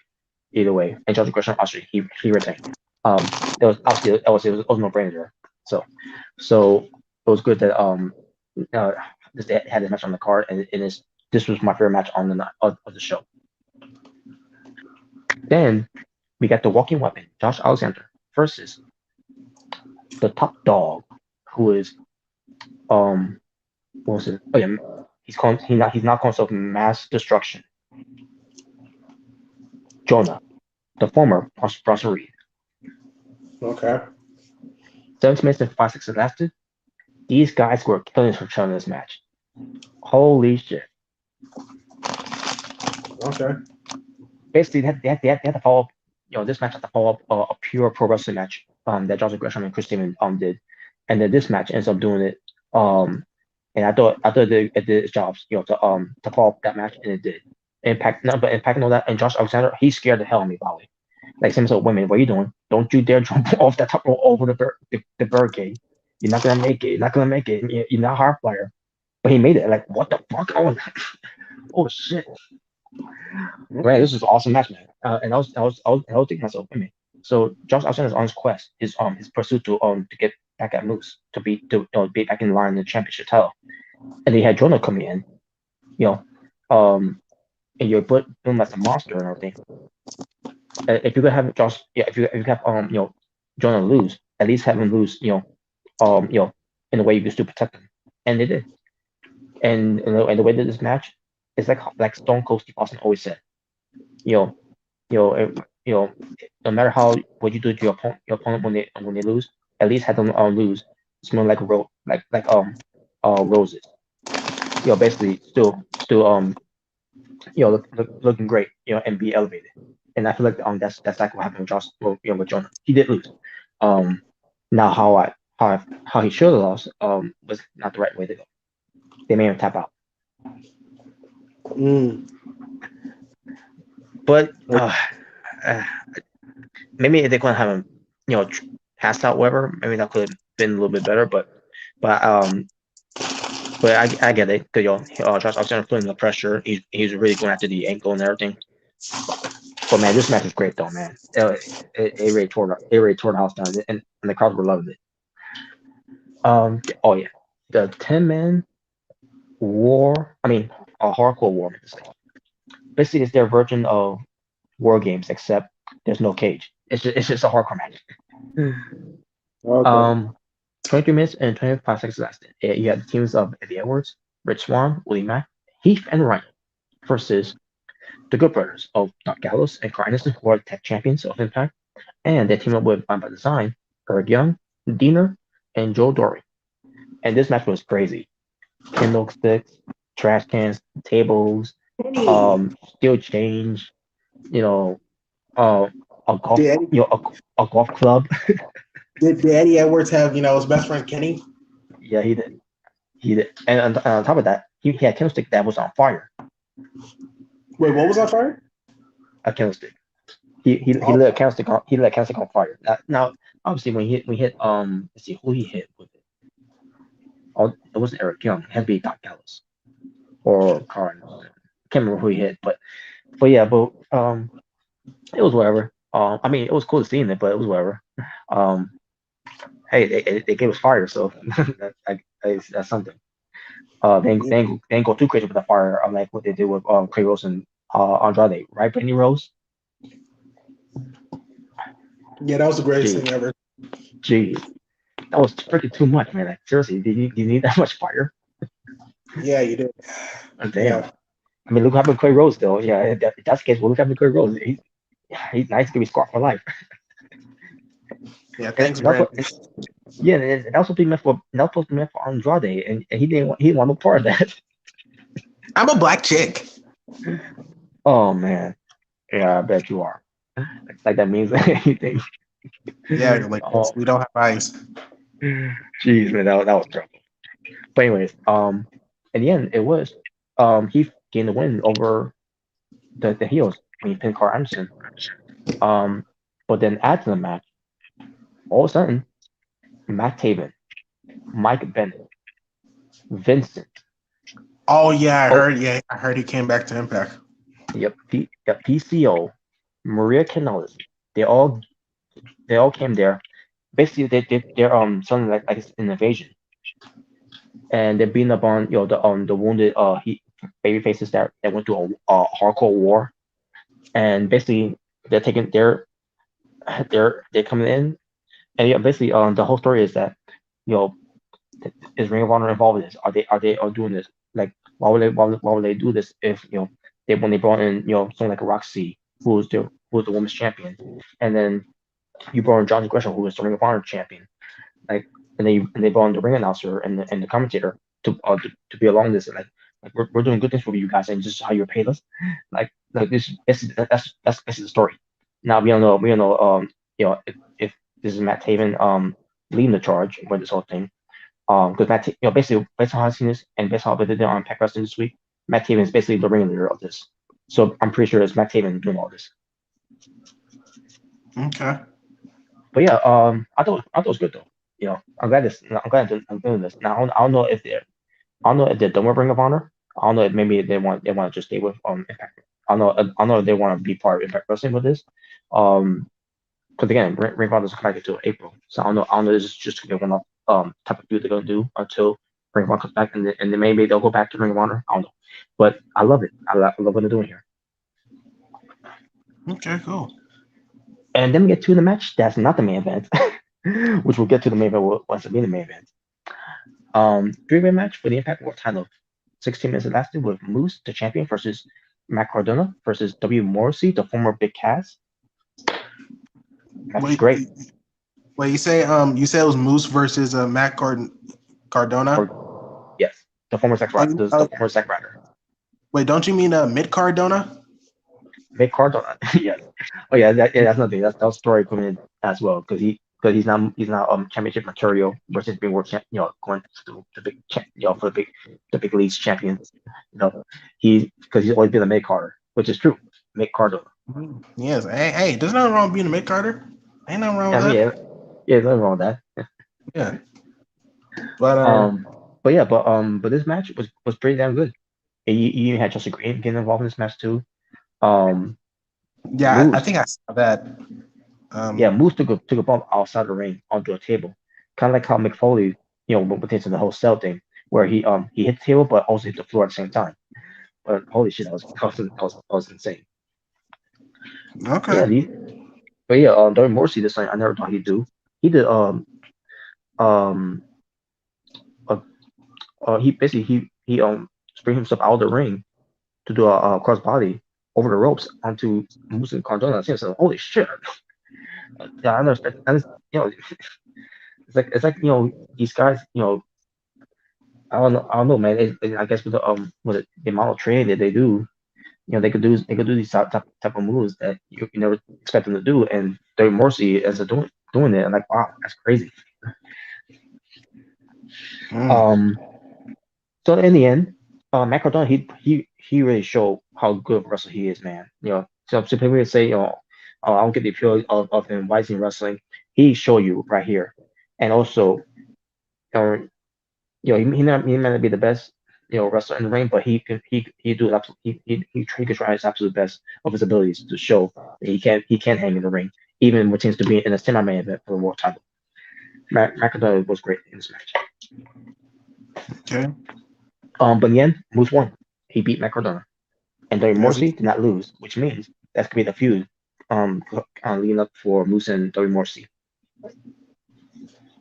All right, cool. Yes. About as mentioned too, by Josh Alexander, he's gonna be feuding with Charlie Haas. Wait, did you say Charlie Haas? The greatest, the world's greatest tag team, Charlie Haas? Yep. I'm surprised he's still wrestling. I thought he was done. I haven't heard from him in a minute. Yeah, I know. I haven't heard from him for a long time. I haven't heard from him for a while either. But yeah, he's still around wrestling. And also he's still married to Jackie Gata. Wow, how does he look? He look at his he look like he aged, but he still good. He's okay. But yeah, he confronted Charlie Haas. Huh. He confronted him and they're gonna do a program now. So I guess and also he's a heel, by the way, because he basically gave a sucker punch to Josh Alexander. So yeah, that's basically it's they're doing something where it tends to Josh Alexander, just to do fill time until they do a next pay-per-view between Josh Alexander and Moose, which I'm pretty sure is gonna have a redemption. Because that's the next pay-per-view they announced that probably. Next pay-per-view is redemption. Okay. Yeah. With Mike Bennett and Maria, did they bring back their miracle gimmick or they have a new gimmick? No. I mean, if they were coming back to Impact Wrestling, without Matt Taven and the other guys, like PCO and Vincent, maybe they could have done that again, but no, they're part of this whole thing where they're invading. Okay, all right. That would be great though, just for there's some unfinished business there, but I guess they're doing a different route, which is to unfinished business. But okay. But yeah, Returns to Redemption pay-per-view. It just the story tells itself. After happening at Mount February, but Josh Alexander won the belt, and then Moose doing what he did on that night. The story writes itself there. So we'll see where it leads to from there. And then the main event. It's a Texas death match for the Impact Knockouts World Championship. That's from that corner from now on, by the way. Okay. They've been calling that since after Mount February. That's the best I could tell you. I don't know why they decided to do that. I don't know, but anyways, but they had Matthew Rayro saying that if he interferes the match, which he kind of did, but we'll get to that. Then Dion Prosper will lose, and on top of that, he'll be fired if he interferes. Well, again, we'll get to that. We'll get to that one later. 19 minutes and 4 seconds. That's it. Basically, Dion Prosper, her rematch for the title against Mickey James since Bound for Glory, where Dion Prosper is basically just a new Dion Prosper, where she's not in her ring attire anymore. She's wearing street clothes, but she looks good by the way. With the way she was wearing too though. She's been doing this for quite a while now. But she's back now wearing tights again because unfortunately she didn't get the job done. So this match was a Texas Death match where if you pin your opponent, and then once you pin your opponent, and they only answer the count of 10, because I'm pretty sure this was an old school way that they did it back then when they did this back then with Texas Death matches where you pin your opponent, and then if they don't get back up in the count of 10, then you win. And that's what they did here. And they had some thumbtacks involved, tables, chairs. Mickey James had a guitar. She used it on to Matthew Rayro. So Matthew Rayro, he came out. He didn't interfere by attacking Mickey James. But he came out to help out Dion Prosper because she was going to lose. And then Mickey James takes out Matthew Rayro. I can't remember how she did it, but I did see the part where let's see, when did it happen? I think she may take him out too in a way. But he was still out there. Like, okay. Sometimes the story can be complicated here. Stipulation of how they're doing these things, whatever. But during the match too, by the way, that's when we had Roxy at in the front row watching the match because she's gonna be wrestling against Dion Prosper on that week, on Impact Wrestling for our title. But not just for her title, but for Dion Prosper's Reina Del Arena title from AAA. So they had a match. There were a few botches that happened.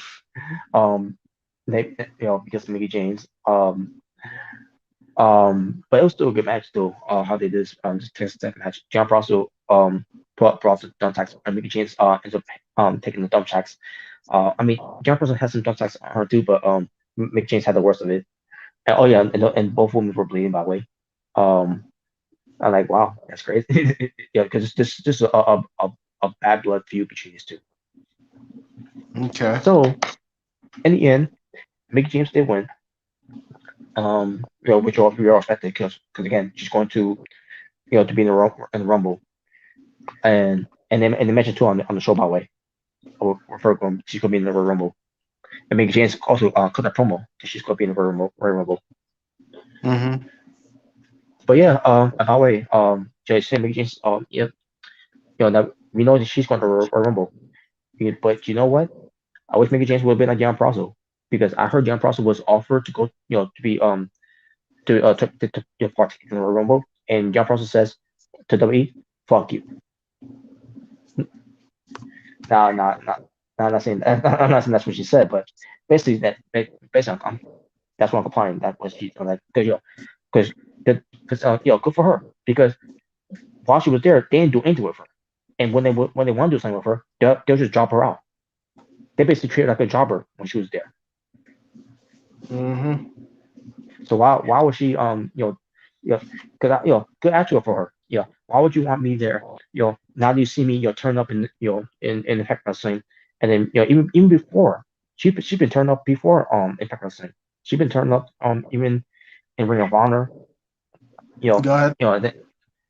So if you care about pushing her, and this will back with me too. You had her on NXT. You had her on house shows on NXT, and you didn't. You barely did into it for showcase her on NXT. She's one of your best women's wrestlers there. Some people compare her to being like a Dean Malenko because of the rest of the unsubmission holds that she does. And you did nothing with her. Go ahead, continue. And you did nothing with her. But you did a lot for Chelsea Green though. You're overrating her. Well, I was about to say, like, when you said, like, they wanted her back, like, I was thinking, like, because I was thinking about Drew McIntyre, because, I remember, like, when they released him, and then he went to the Indies, and, he started working, his way, and, he was in Impact, he was, he was doing his thing, he was getting better, getting noticed, and then he went back to NXT, he was doing this thing, and then he went to WWE, he, slowly but surely, he was, getting some dubs. Like, he was tag team champion with Dolph Ziggler.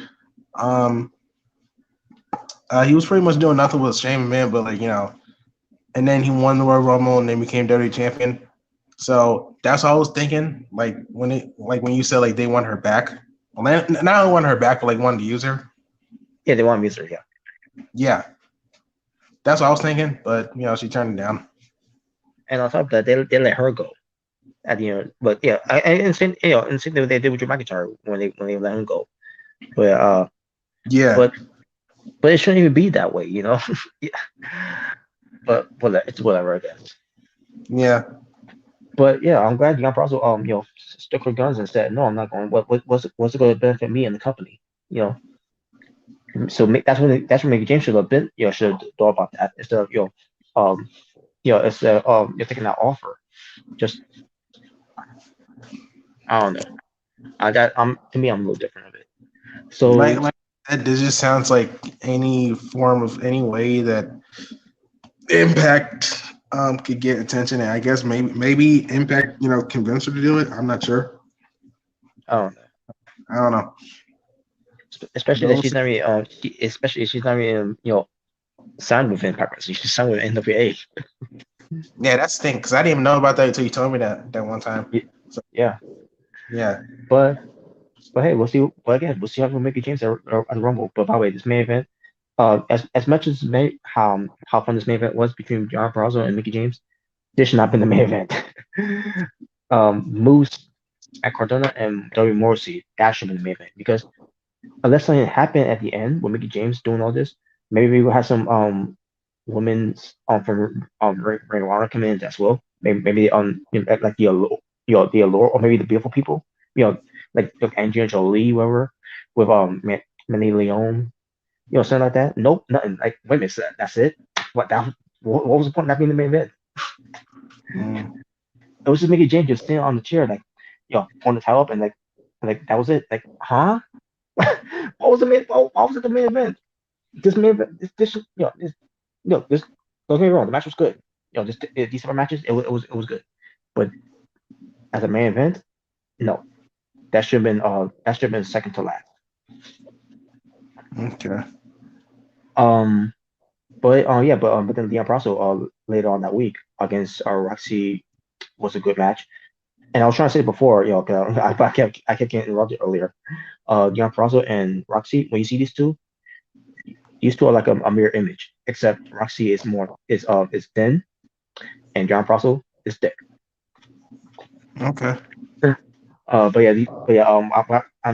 first noticed it back at Ring of Honor of a Final Battle where Prazo confronted Roxy, and like he's still like a mirror image. Like, I don't know if everyone some people picked up on, like, see, I'm not the only one. Some people even I think if I say even said that on commentary. Someone on commentary may have said it. Like they're like a mirror image. Like, oh, see, there you go. See, I'm not the only one. Like, I knew that like these two like a mirror image. But they had a good match in the main event. Gian Praso won though. So yeah, Gian Praso did this and that on that Ring of Honor should have done when she was there, when they had the Woman of Honor championship belt. Have her be the champion at the time. And maybe she would have stayed instead of wasting her time in WWE when they did nothing with her. Or they have her job denied Jax. But hey, with chance of Roxy becoming the first ever women's champion, because again, it was not called Women's Championship title, it was just called Women's of Honor Championship. But with her being the first ever women's champion, who was undefeated until Gian Praso beat her. Now Gian Praso is now the second ever women's champion in Ring of Honor. Okay. But there you go. But that was hard to kill. Oh man, I didn't expect it to go this long. But again, just too much interruptions from earlier. So yeah, there you go. Christian, I don't know if you're still there. If you're listening, we're done now. You would say something, Jalen? Nah, nothing. I was gonna say is I just really remembered because I did see some clips from the show. Yeah, I saw the Matt Cardona versus Moose match. I saw when I think when it was I think it was either Matt or Moose like they hit Chelsea Green because she was there and she got hit. She got hit from I forgot what happened, but I think Chelsea got hit, and I think that cost Matt Cardona the match. Yeah. And I also remember Mike Bennett and Maria. I heard that they were there. So that's really all I know. All right. Yeah. Yeah. Oh yeah, I forgot to mention one thing. When it the releases, there was one person I missed. Gabe Lepolsky. Oh, from WWE. Yeah, who was he was doing something with WWE. I can't remember if he was coaching or whatever, or behind the scenes working for NXT at the time. Because he was one of those guys that were signed by Triple H at the time, where they signed the rights of Evolve to be on the network. Right. And now he's gone too. Okay. So the whole Evolve thing is now gone. And the library belongs to WWE now. Because Triple H wants to do something with that whole thing, with NXT, whatever. I don't know if that was supposed to be the idea of it, but he's not charged anymore. So that's in a way, they got fucked. Yeah, because basically, it was basically some NXT wrestlers going into Evolve events. Because I remember, Adam Cole and Akira Tozawa, they had an NXT Championship match in an Evolve event. Yeah. Yeah, it was pretty. It's kind. I think it was kind of how when you have some Impact wrestlers in Ring of Honor or something like that. It was pretty much that kind of. Having some NXT wrestlers in Evolve. That's pretty much what it was. Yeah. But yeah, and I'm not really surprised because, like I said before, ever since this whole, ever since NXT 2.0, and when Nick Khan said they want to push younger talent, I already knew they were going to get rid of anything that's indie, so it doesn't really shock me that they're probably no longer with Evolve. So I'm not shocked by it. Especially when they got rid of Rodrigo, who was who scouted guys in the Indies. Yeah, because I heard Will and Real will scout scout guys from the Indies, from the UK, from PWG or Evolve or whatever. That's what I heard. Yeah. So now he's gone. So like I said, they want to get rid of anything indie. They want to get rid of that. Yeah. They want to get rid of that style. They want football players, basketball players, college people to come in and to train them. Yeah, that's what they want now. Yeah, because that's how it was kind of back then. Yeah, I know. Yeah, that's kind of So I feel like that's where they're going back to. They're going back to getting younger guys to train, and I mean that's not a bad idea. It's not a bad idea, but at the same time, man, they released a lot of people. A lot. This is the most I've seen of releases. I thought 2020 was big. Nah, 2021 was bigger. Yep. Jesus, I think it was 70 something people got released. And Jesus. And I think it is probably be more coming. Maybe after WrestleMania. Yes, I mean they released Samoa Joe this year, so who knows? I wouldn't be surprised if Ricochet and Mustafa Ali got released. I mean that wouldn't really do anything, but I'm just saying. Yeah, exactly. And by the way, Triple H is going to be a part of the topic for the next time show. I got some things about what fans are saying about Triple H. In a way when they first start for him, but we'll say that for a sound show. Yeah. Okay. Cool. There you go, Christian. By the way, had this logo up here, but I had to change it because again, too much interruption, it got my nerves. So, I forgot to change the logo, but it's whatever. All right. Yeah, I'm gonna head out like completely. Let's go off air. So. Okay. Yeah, me too. Me three. Yeah. All right. So, thank you guys for tuning in. Hope you guys enjoyed the stream, and very soon we will be going live for another Solemn show. Maybe another gameplay video. Never know. Yeah. Oh yeah, I'm looking forward to that probably. For Saturday. That you're gonna do. Well, I mean, it doesn't have to be Saturday. I mean, it depends. Like if you got like the topics for Asylum, you know what I mean. So. Oh, okay. I'm looking forward to that anyway. Yeah. Especially who's gonna be in the comments, and live chat. Yeah, boy. But that's what. If that even happens, I mean, it's whatever. What we'll see. But yeah. Anyways, thank you guys for tuning in. Hope you guys enjoyed the stream. See you guys next time. Peace. Later. Take care.